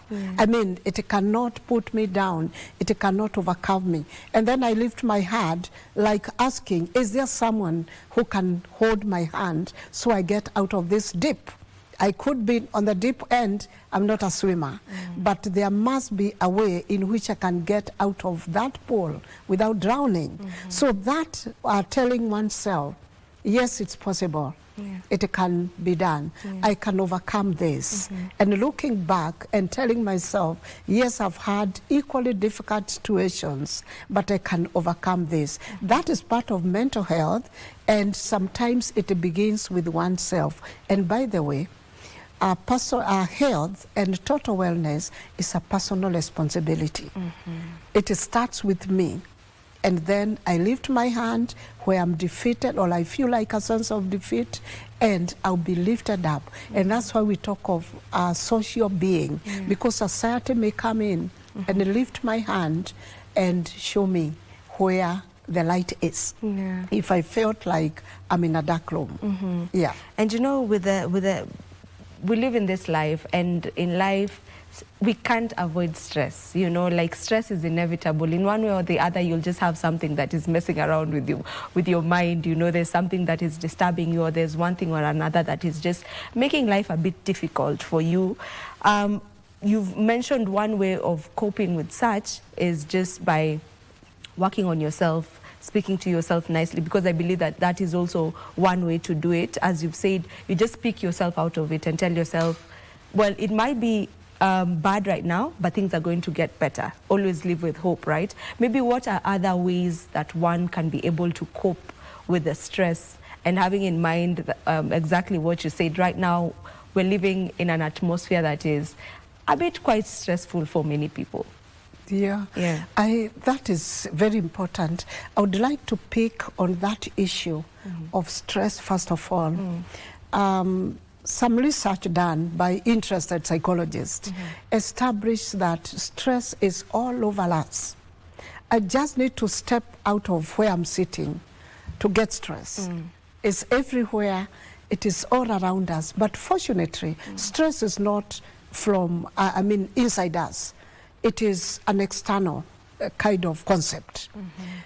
So it is important that every time we face a challenge, for the sake of our total wellness, we manage that stress almost immediately. How do we manage that stress? You may even physically want to get out of that environment. Environments can be very stressful at times. You avoid that environment, or you get out of it temporarily, and you tell yourself, this is what is causing me stress, in terms of identifying what is actually the stressor. So once we identify the stressor, it could even be people. Some people can be very toxic around us. Toxic relationships. Why am I sitting in it? Why am I in it? And I have a choice. I can always get out of it. I can walk out of that environment and feel better at that. I can actually develop inward positive thinking, and all that will help us. By the way, the reason why it is important to manage stress immediately, without postponing, if there is something we have to hit head on, it is stress and the stressors that come around, because stress is considered to be a source of very many health problems, including the physical problem. let's look at it this way. Yeah. When we get stressed, in most cases, we also get angry.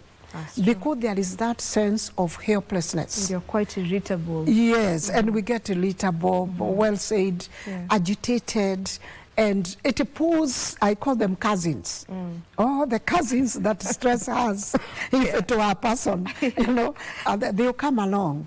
And now because of that, we start getting angry, and that message is sent straight to the brain.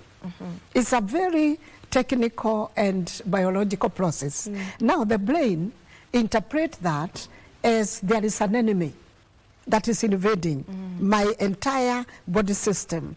And what the brain does is to command the heart, just to use that language, to command the heart to pump blood harder, because more oxygen is needed in the body and more energy is needed.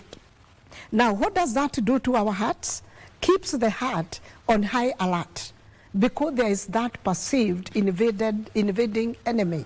And when that happens and we don't manage that stress, the heart will go through a tear and wear process. And when that happens, it could trigger even a condition like high blood pressure to start with, and that could become chronic, you know, or what we may call, doctors will tell us, is hypertension. So I have just become hypertensive because of something that started like a stressor, and it really fixed me on my seat, and I'm not able to move. So stress is a great enemy to our total wellness and generally to our health. All the way from mental, remember we talked about from hair to toe, it will affect every part of us, and we shall be very, very unhappy people, and will be incapacitated. So it is important to manage that and to find a way. Anger is very important to manage. That's part of our emotional health, because we say this a total system. And when part of the system is kind of failing, then there could be a total shutdown of our health. So anger should be managed. Like now there's quite a bit of anger. Kenyans, we don't even need to discuss more about this. We know. Many of us are angry about this. Could be economic crisis at personal level, community level, could be just the things that are happening, losses, business, and even the loss of lives because of the circumstances that may have happened, unfortunately. So we need to manage that anger. How do we do it?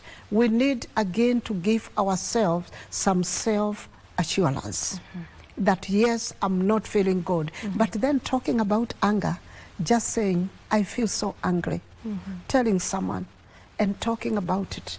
It comes from self-talk and it goes to the external. And I need to be talking to someone who is listening. You know, people are not listening anymore. We are busy. She's saying this or that. So we need also to be able to get someone, we them where we are feeling so angry. Once that is expressed, part of the energy will be, because anger usually is that build-up of internal energy that we don't know what to do with it. All right, and as you mentioned earlier that we are social beings, so social interaction also makes up our overall well-being. Maybe how can one go about setting healthy boundaries? Because even as we socialize and have in our day-to-day, we need to have boundaries. So how can one go about setting healthy boundaries without feeling guilty about it? Wow, how nice. I like that. Yes, setting healthy boundaries is very important. Sometimes we get into relationships that turn out to be toxic. They are not good for us. But fortunately in life, we have a choice of our friends. We know whom to hang out with. We know whom to rely on for different information to support us, because human beings cannot live in isolation. That's how people begin to get depressed. When they lack social support, they get depressed. Naturally, we to live all by ourselves and to live all for myself. I must be able to learn also to connect with other people. Let's look at it this way. Getting into social relationships where I'm expected to give and where I'm expected to receive from other people. So it is important for me to be able to serve others, to maintain that equilibrium of social connections and social relationships. I should be able to support others. Research has indicated, which is very interesting research. We rely on it because that are done, and we can say it's factual. Yeah. It's not an imagination. So indicates that people who give and who share could be their time, like I'm giving on my time. Today I'm a happy woman, all through the day, and maybe the week. You have actually made my week. Thank you. Thank you too. Yes. So people who are able to give of what, of their time, their energy, sharing information, giving variable items, even giving what that person doesn't have, and I have it, and I can share what I have. It has been established that such people who give to the community are happier, for a longer time, and they have a low risk factor of developing depression.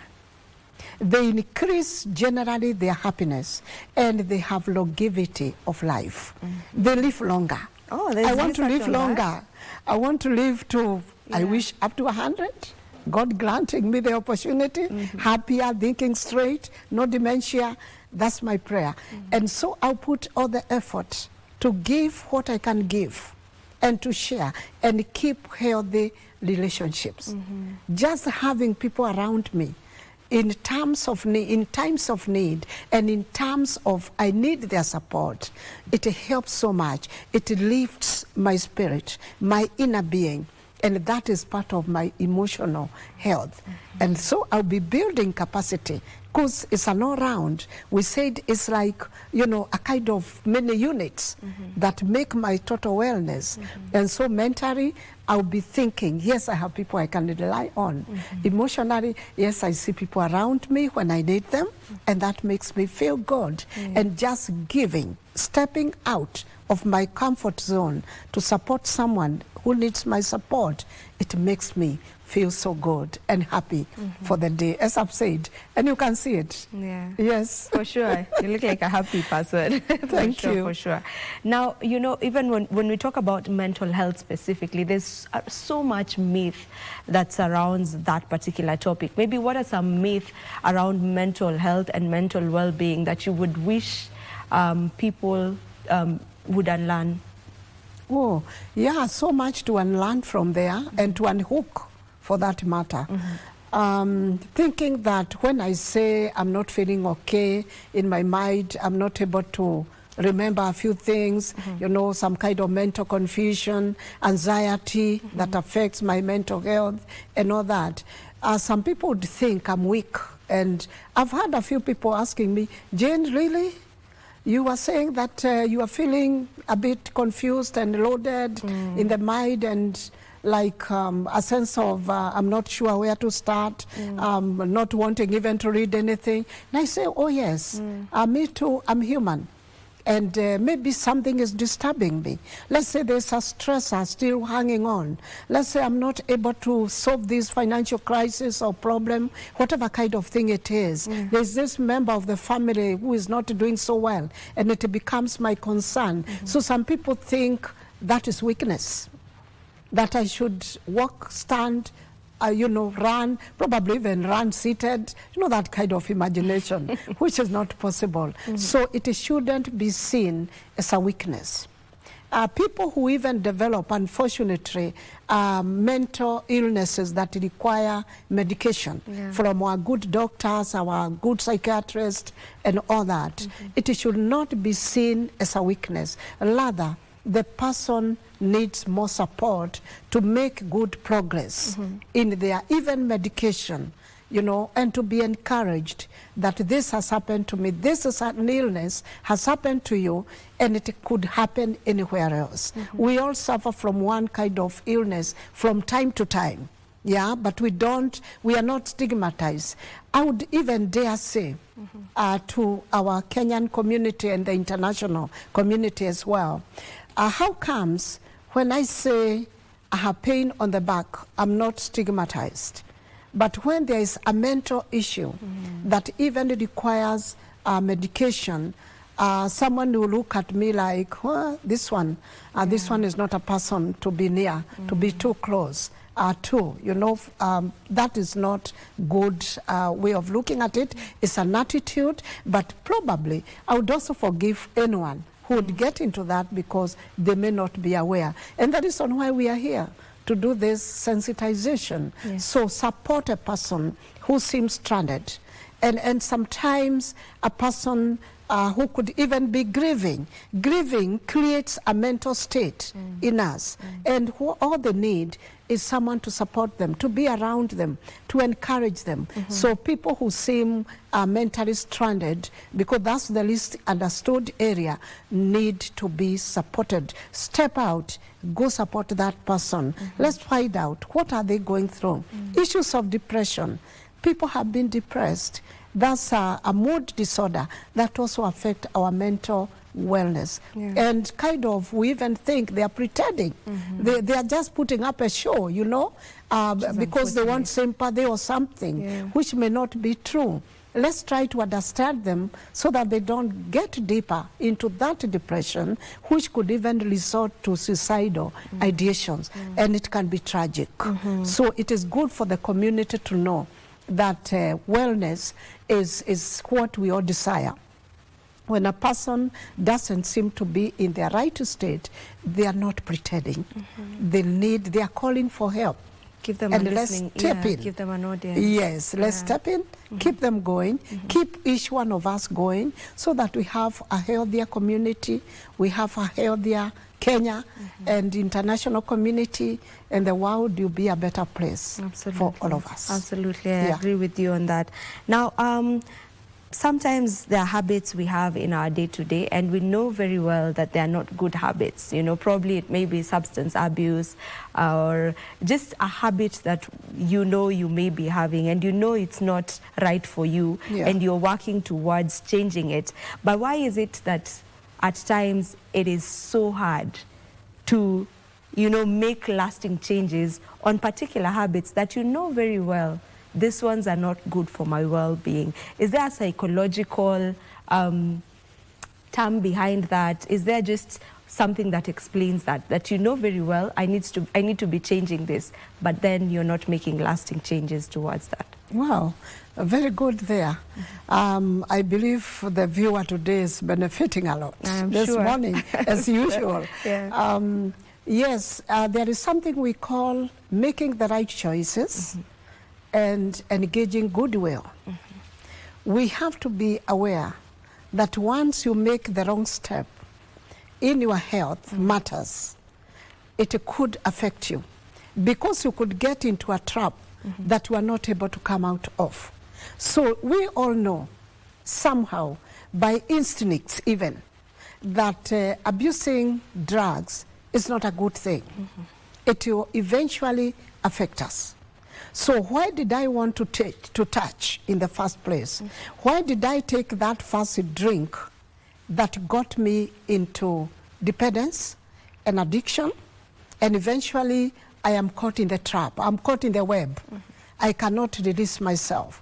And now I begin to feel helpless. And other people, of course, you come with their blame games of all manner. Why did you get there? I mean, sort yourself out. You got yourself there, you took the drink yourself. Babies don't do that because they won't reach it. So making the right choice and considering the consequences of my action. So if I did this, and that also goes for what we eat. If I ate this, and I know it is not very healthy for me, day in, day out, what will that do to my body? So it is important, and thank God we all have something I may even dare call common sense. I mean, there is that inner being of us that tells us, don't touch. That's a hot wire. I mean, there's a red tape. Don't cross that line. So there is something that helps us to know that if I continue doing this, I could get into trouble. So goodwill is very important, and strong will towards oneself and others. Do not give them what you know that it will add them in a trap or in a state of compromising their own health. And eventually, whatever we do every day, whatever we take in, our own mind, state of mind, is the first step towards our health, because we shall be minimizing chances of being in poor health overall. But if we do nothing about it, and we deliberately engage in a negative behavior, talk about even smoking, cigarettes, smoking other stuff. It all began like style, you know, I want to feel cool, or I just want to belong, you know, kind of peer pressure that puts one into that situation. Why did you get there? Didn't you want to say no? Just being able to say no, we call it assertiveness, is very important, because that first no will help me to say a chain of them to what I really do not want to get into. And that keeps me at bay. It keeps me, don't step into that water. If you're not a swimmer and you are stepping into the Indian Ocean, I mean, during the strong winds, what do we expect? We shall drown. And even if I were a swimmer, I may be overcome by the tides. So it is very important that we don't touch. Call it a red tape. As I say, don't cross the line, because once you cross, you'll be made to cross many more lines, and the mountain will be so high to climb. We don't have the energy.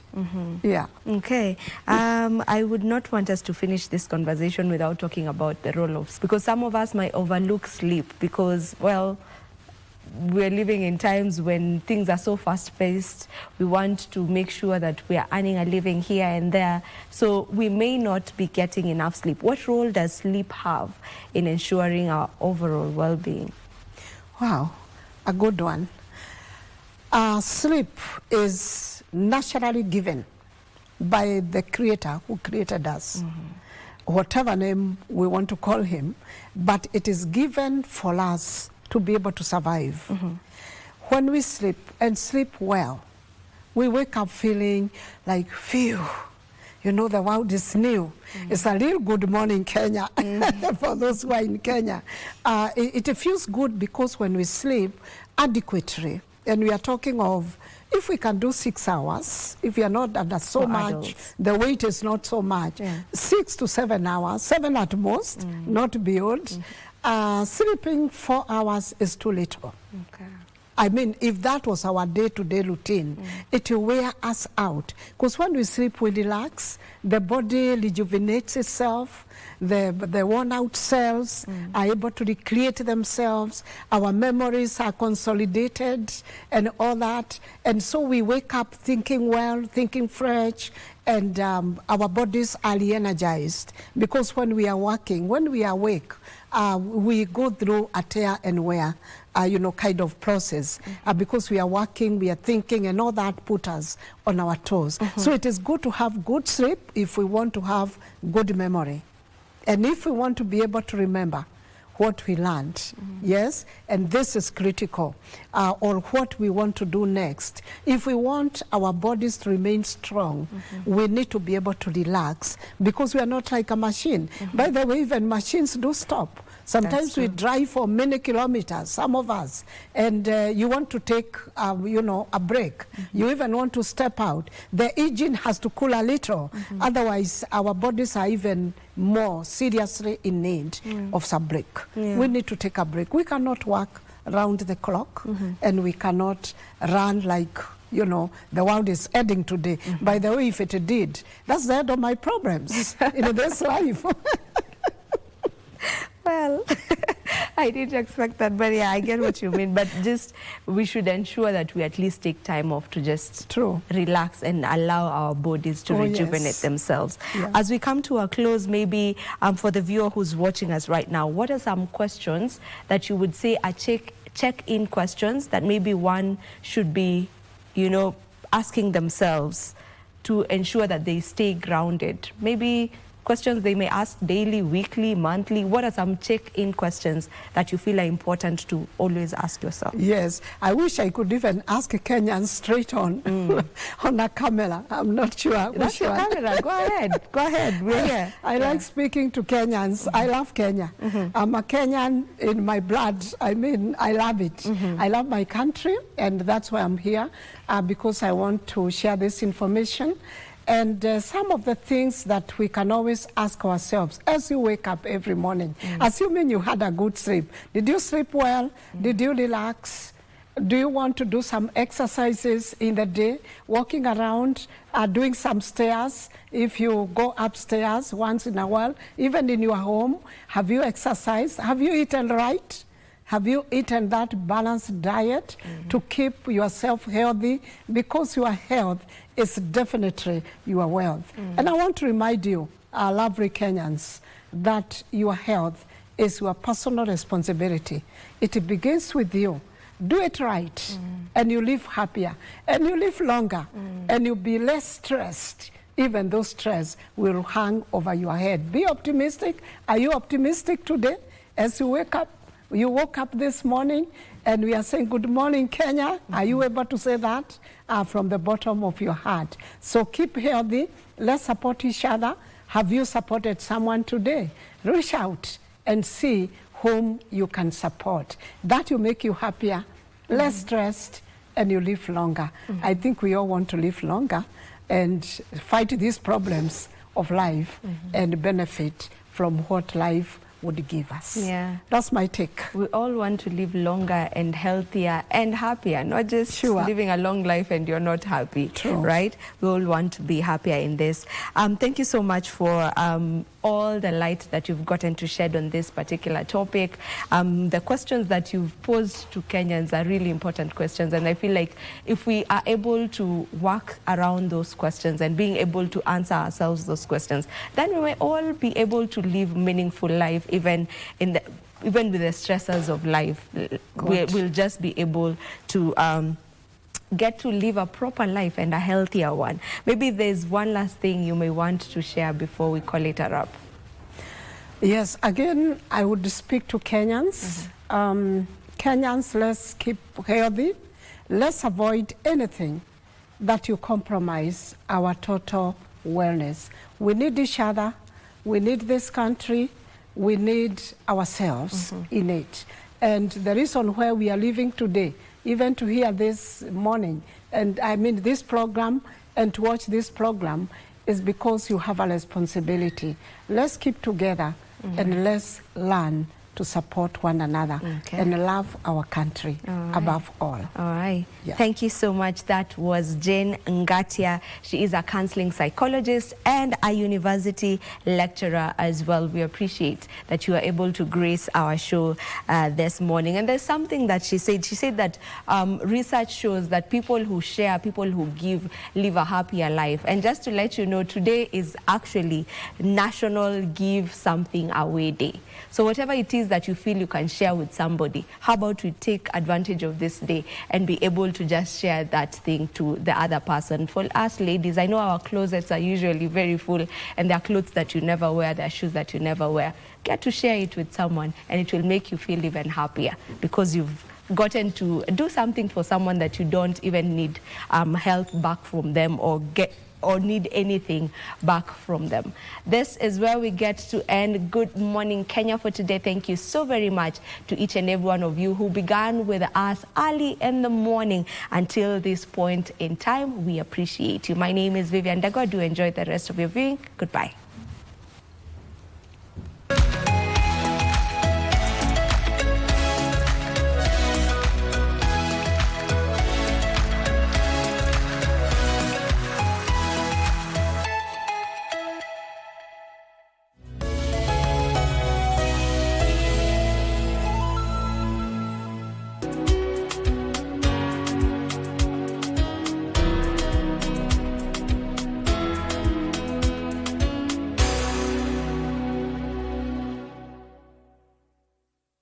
Looking to advertise on KBC? KBC announcement services are now available on eCitizen.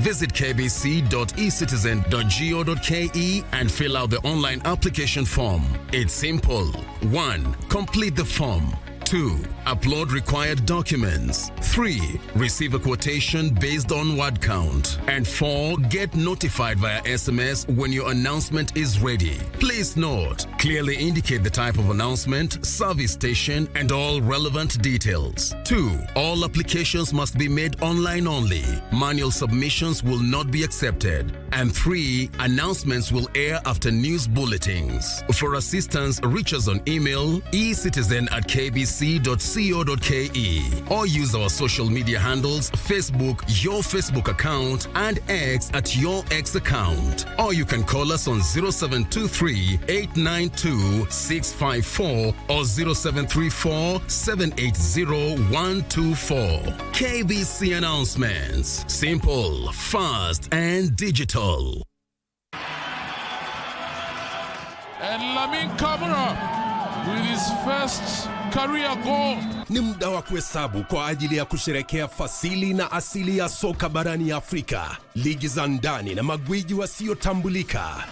Mangeni Alvin anaichanja ndani uzuri. David!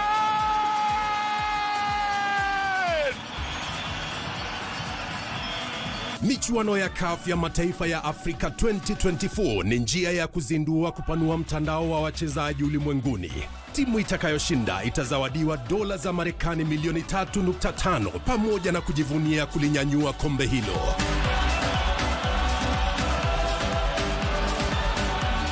Pata manufaa zaidi kutoka kwa CHAN 2024 mubashara na kipute cha kipekee kwenye runinga ya KBC Channel 1, mwenzio wa dhati michezoni.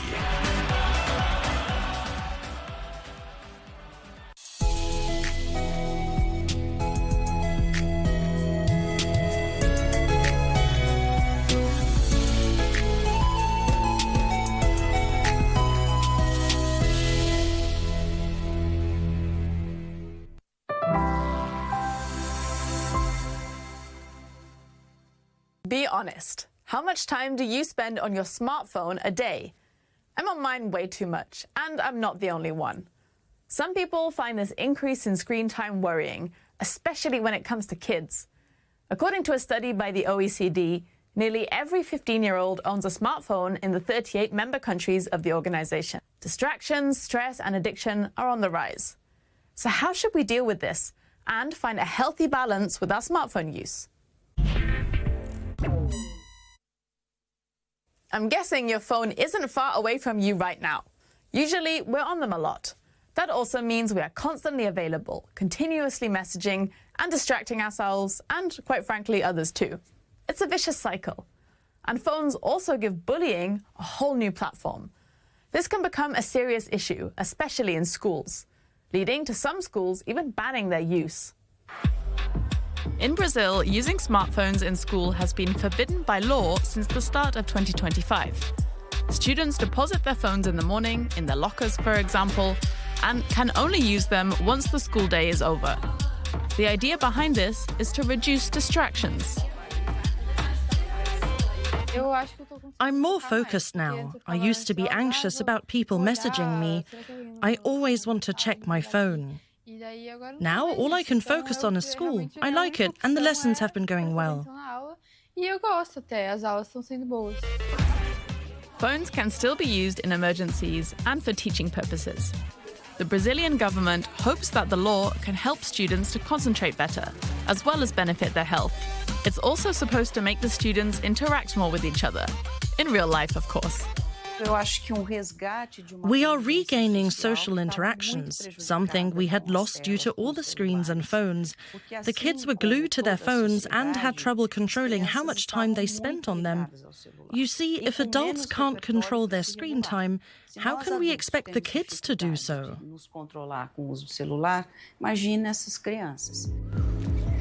Across the globe, smartphone-free schools are being tested, like in New Zealand, China, and Italy. In other countries, individual schools are opting to try it. Some studies have shown that this can have a positive effect on the social well-being of the students. But critics argue that this leaves students unable to learn media literacy, and that it can't really be enforced. Yes, the kids do try to get around it, but overall it's been going a lot better than we expected. Most of the students and the parents have welcomed the new rules. As in every large group, there are exceptions, of course. It's mostly the older students that have trouble accepting the new rules. Some question why they're not allowed to check their phone during the breaks.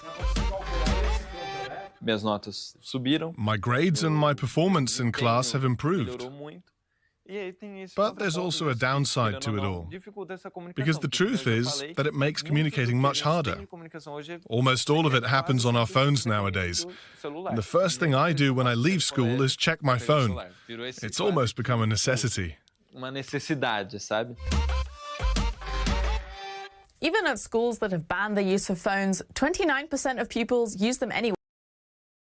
Study by the OECD. Also, how much screen time is okay outside of school? After all, children's brains and personalities are still developing, and some studies show that social media on the brain, leading to some parents wanting stricter rules concerning the use of phones, be that inside or outside of school. Around the globe, parent-led efforts aim to delay children getting smartphones until they're a bit older. In Brazil, one such initiative is called Movimento Desconecta. They aim for phone users to be over 14 years old. We believe that children should only have their own smartphone once they're old enough to handle it. We think that's the best way to deal with the risks that come with the use. This campaign tries to get larger groups or entire schools to participate. Participating means agreeing to stop using digital technology until the children turn 14. But other parents are worried that this might make some students feel excluded. If you ban smartphones, especially things like WhatsApp, which is where you communicate with others and get invited to parties, well, some kids might end up missing out. A study conducted in Florida showed that around 80% of 11 to 13-year-olds possess their own smartphones. Those without phones are in a minority, which doesn't make things better. Kids who are in a minority, in any sense, are often likely to experience marginalization or cyberbullying or any other type of mistreatment. And there are also positive sides to smartphones. Kids who owned smartphones fared better on basically every measure of wellness that we assessed. Kids who have their own smartphones in our study were more likely to spend time in person with friends each week. They were also more likely to spend more time online with friends. One of the biggest issues related to smartphones is social media. A Danish study found that on average, children aged 9 to 14 spend 3 hours per day on TikTok and YouTube, apps that can contain disturbing content. The problem might not lie in the device itself. It might be what children are using that device for. That could be TikTok, Instagram, or any of the other apps that have become part of our day-to-day lives. An estimated 5 billion people around the world use social media. Memes, trends, and influencers are fun and help people connect. The results of a survey among US teenagers show that 80% feel closer to their friends through social media. They use social media to get in touch with others and express themselves creatively. But how does social media affect mental health? Different studies have come to different conclusions. Some see a clear link between social media and depression. Others argue that how we use social media is more important.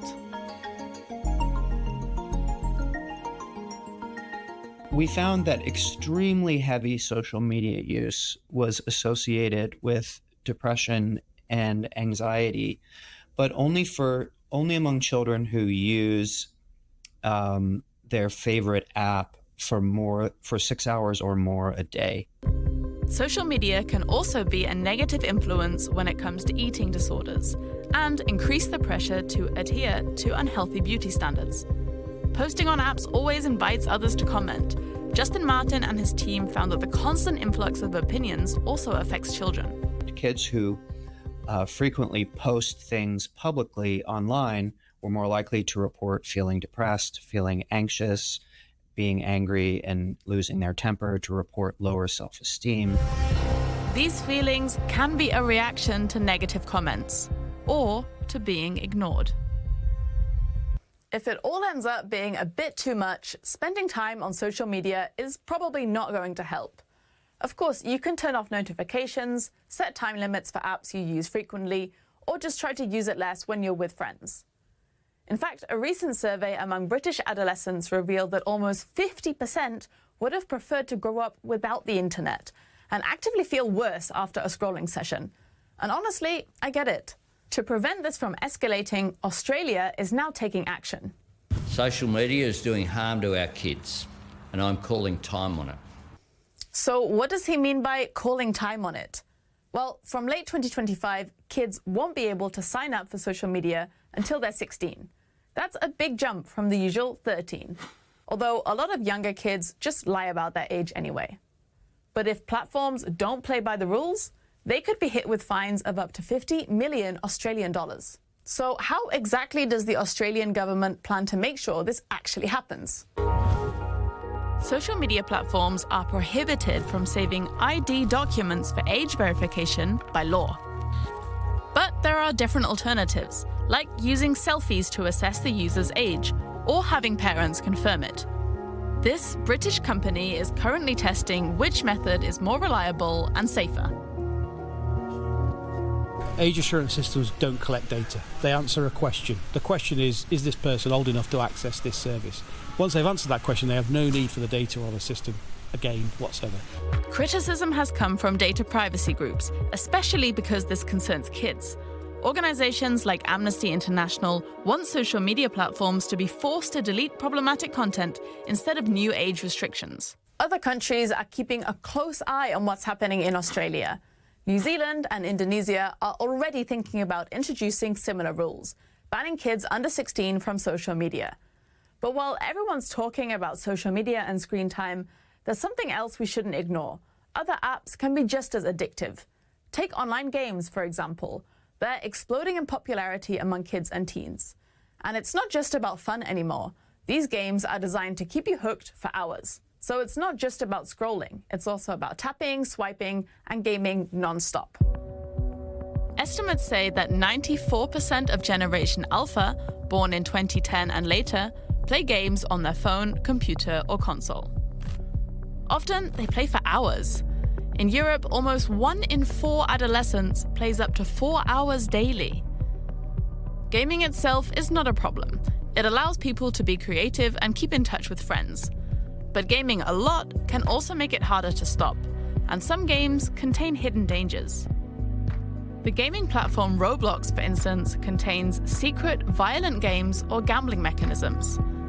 But how far can you go to protect kids from this? In 2021, China implemented new rules. Underage children are allowed to play 1 hour of online games, and only on Fridays, weekends, and holidays. The number of gamers has decreased, but many children find ways to get around the restrictions. And the law has created a new problem: scammers who sell access to games. Restrictions aren't always the solution, but as we've seen in schools, some do work. Whether or not banning social media really improves anything remains to be seen. But clearly, spending too much time on social media can be harmful, and we can all play our part in keeping it in check. Take breaks from screens. Leave it in another room overnight, for example. You'll sleep better as a result. Or switch to a black and white display to make using your phone less appealing. Parents can activate the child protection settings on apps or games as well. This lets you see friends lists and how long the children are online for. Most importantly, speak to children about how much time they spend online. That's it from me today. See you next time.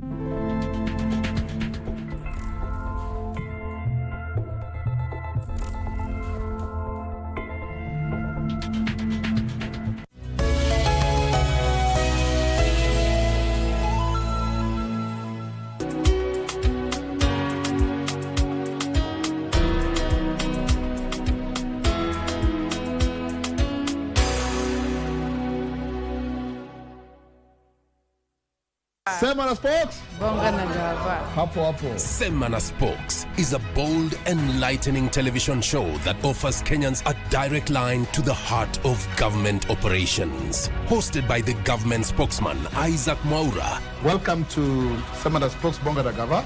This weekly program features candid conversations with senior government officials, cabinet secretaries, and heads of key parastatals as they break down their ministries' achievements, challenges, and strategic plans. Cage aquaculture farming, Yes. 8.7 billion. Yes. So there's a lot of money. There's a lot of, and we have not even tapped the potential. As we get closer to start constructing the first nuclear program, we should have a robust regulatory framework. Thank you, the spokesperson, for this chance where we are able to converse with our government. Semana Spokes. Hii sio story ya jaba. Sio story ya jaba. Mimi ni Mkenya mzalendo daima. Thank you.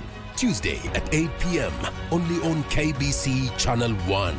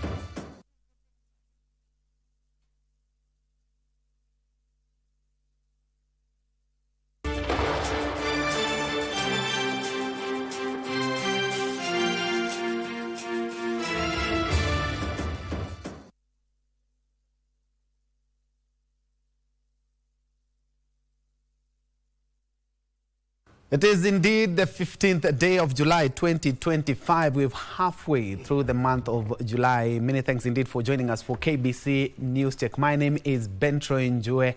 Lucy Mwaura will be my colleague on the sign language interpretation for the next 2 hours or so. We will be discussing matters affecting us as a country, and especially when it comes to matters governance. Indeed, we did see last week that the IEBC was sworn in, but we'll be looking at electoral and the 2027 roadmap a little bit later from 11 to 12. But on this first hour, in the year 2024, when the Gen Zs did their protest in regards to the finance bill, I would like to say they gave the country a Damascus moment, that governance has indeed to change and they have to be factored in. Years they have been told they are the leaders of tomorrow, but they indeed claim they are the leaders of now. That is a candid discussion that we're going to be discussing on this first hour. We'll be looking at Gen Z and governance. And to help me drive that conversation, I have 3 student leaders of the universities right here in Nairobi. Allow me to rope them in so that we may discuss these pertinent issues. Where do we toe the line? Where do we bring in the Gen Zs? Because they are not only part of this country, but the youth population is the biggest in the country as opposed to the other governance platforms that we have had earlier on. But without further ado, beginning from my immediate left, we have Diana Makena Kimandi, who is the student leader, Kenyatta University. Karibu sana. Asante sana. Next to Diana, we have Evans Kiprono. Evans Kiprono is the president, Mount Kenya University. Welcome to the program. Thank you so much. Just next to him, we have Carl Peters Ogal Onyango, who is the president, the Kenya College of Accountancy University, or KCA University. Karibu sana. Thank you so much, sir. Gentlemen and lady, it's an honor to be with you right now. Thank you. And I will say again, it was a Damascus moment, and we will be talking about everything, even beyond the hashtags, because more or less you have you have changed the governance in this country. Yeah. But first things first, there have been calls for dialogue in regards to what is happening in the country. Even the clergy yesterday came out very strongly to suggest that we need more dialogues. I don't know what you feel in regards to dialogue, beginning with you, Diana. Thank you so much. So in terms of dialogues, we have been dialoguing. What do they want us to dialogue about? What don't they know? That's the main question you have to sit down and ask ourselves. Yes, dialogue is perfect, but we social medias, we are outside there in Twitter, we carry placards in every demonstrations, and in those placards we have instated our message that what we want, it is a decrease in the funding model. What we want is employment. We already have these things set on the table. What we want, it is a report to be brought, Troy. A report of, this is what the youths are saying. The youths are saying they want education. The youths are saying they want employment. The youths are saying that they want a better tax government, where the government is accountable of the tax which the people are bringing to the table at the end of the day. But now when we sit down, you're telling us that you want dialogue. What do you want dialogue for? We have already set towards you that this is what we want, and if we have already, why should we sit down to repeat ourselves? And who are these people who will be sitting down to talk to the president or whatsoever, to tell him that this is what we want? When the people demonstrated in 2024, we got a slap in the face. Instead of the government listening to us, they saw it is best to listen to Raila Amolo Odinga. They adapted the NADCO. Was that what the youths want? The youths, did they want the NADCO or the NADCO bill which was presented at KICC? The youths did not want that. So at the end of the day, it is the government itself slapping us direct to the face, telling us that, you know what, we don't care about you at all. So already we have tabled what we want. I don't see any form of the dialogue people are asking for. Maybe Tubocrats can go down and sit down and have these talks. All right, Evans, you as Gen Zs have said you're tribeless and leaderless. I have 3 student leaders here. There have been calls for more dialogue, even from the clergy. I would like to pick your mind in regards to that, because beyond the hashtags, we really need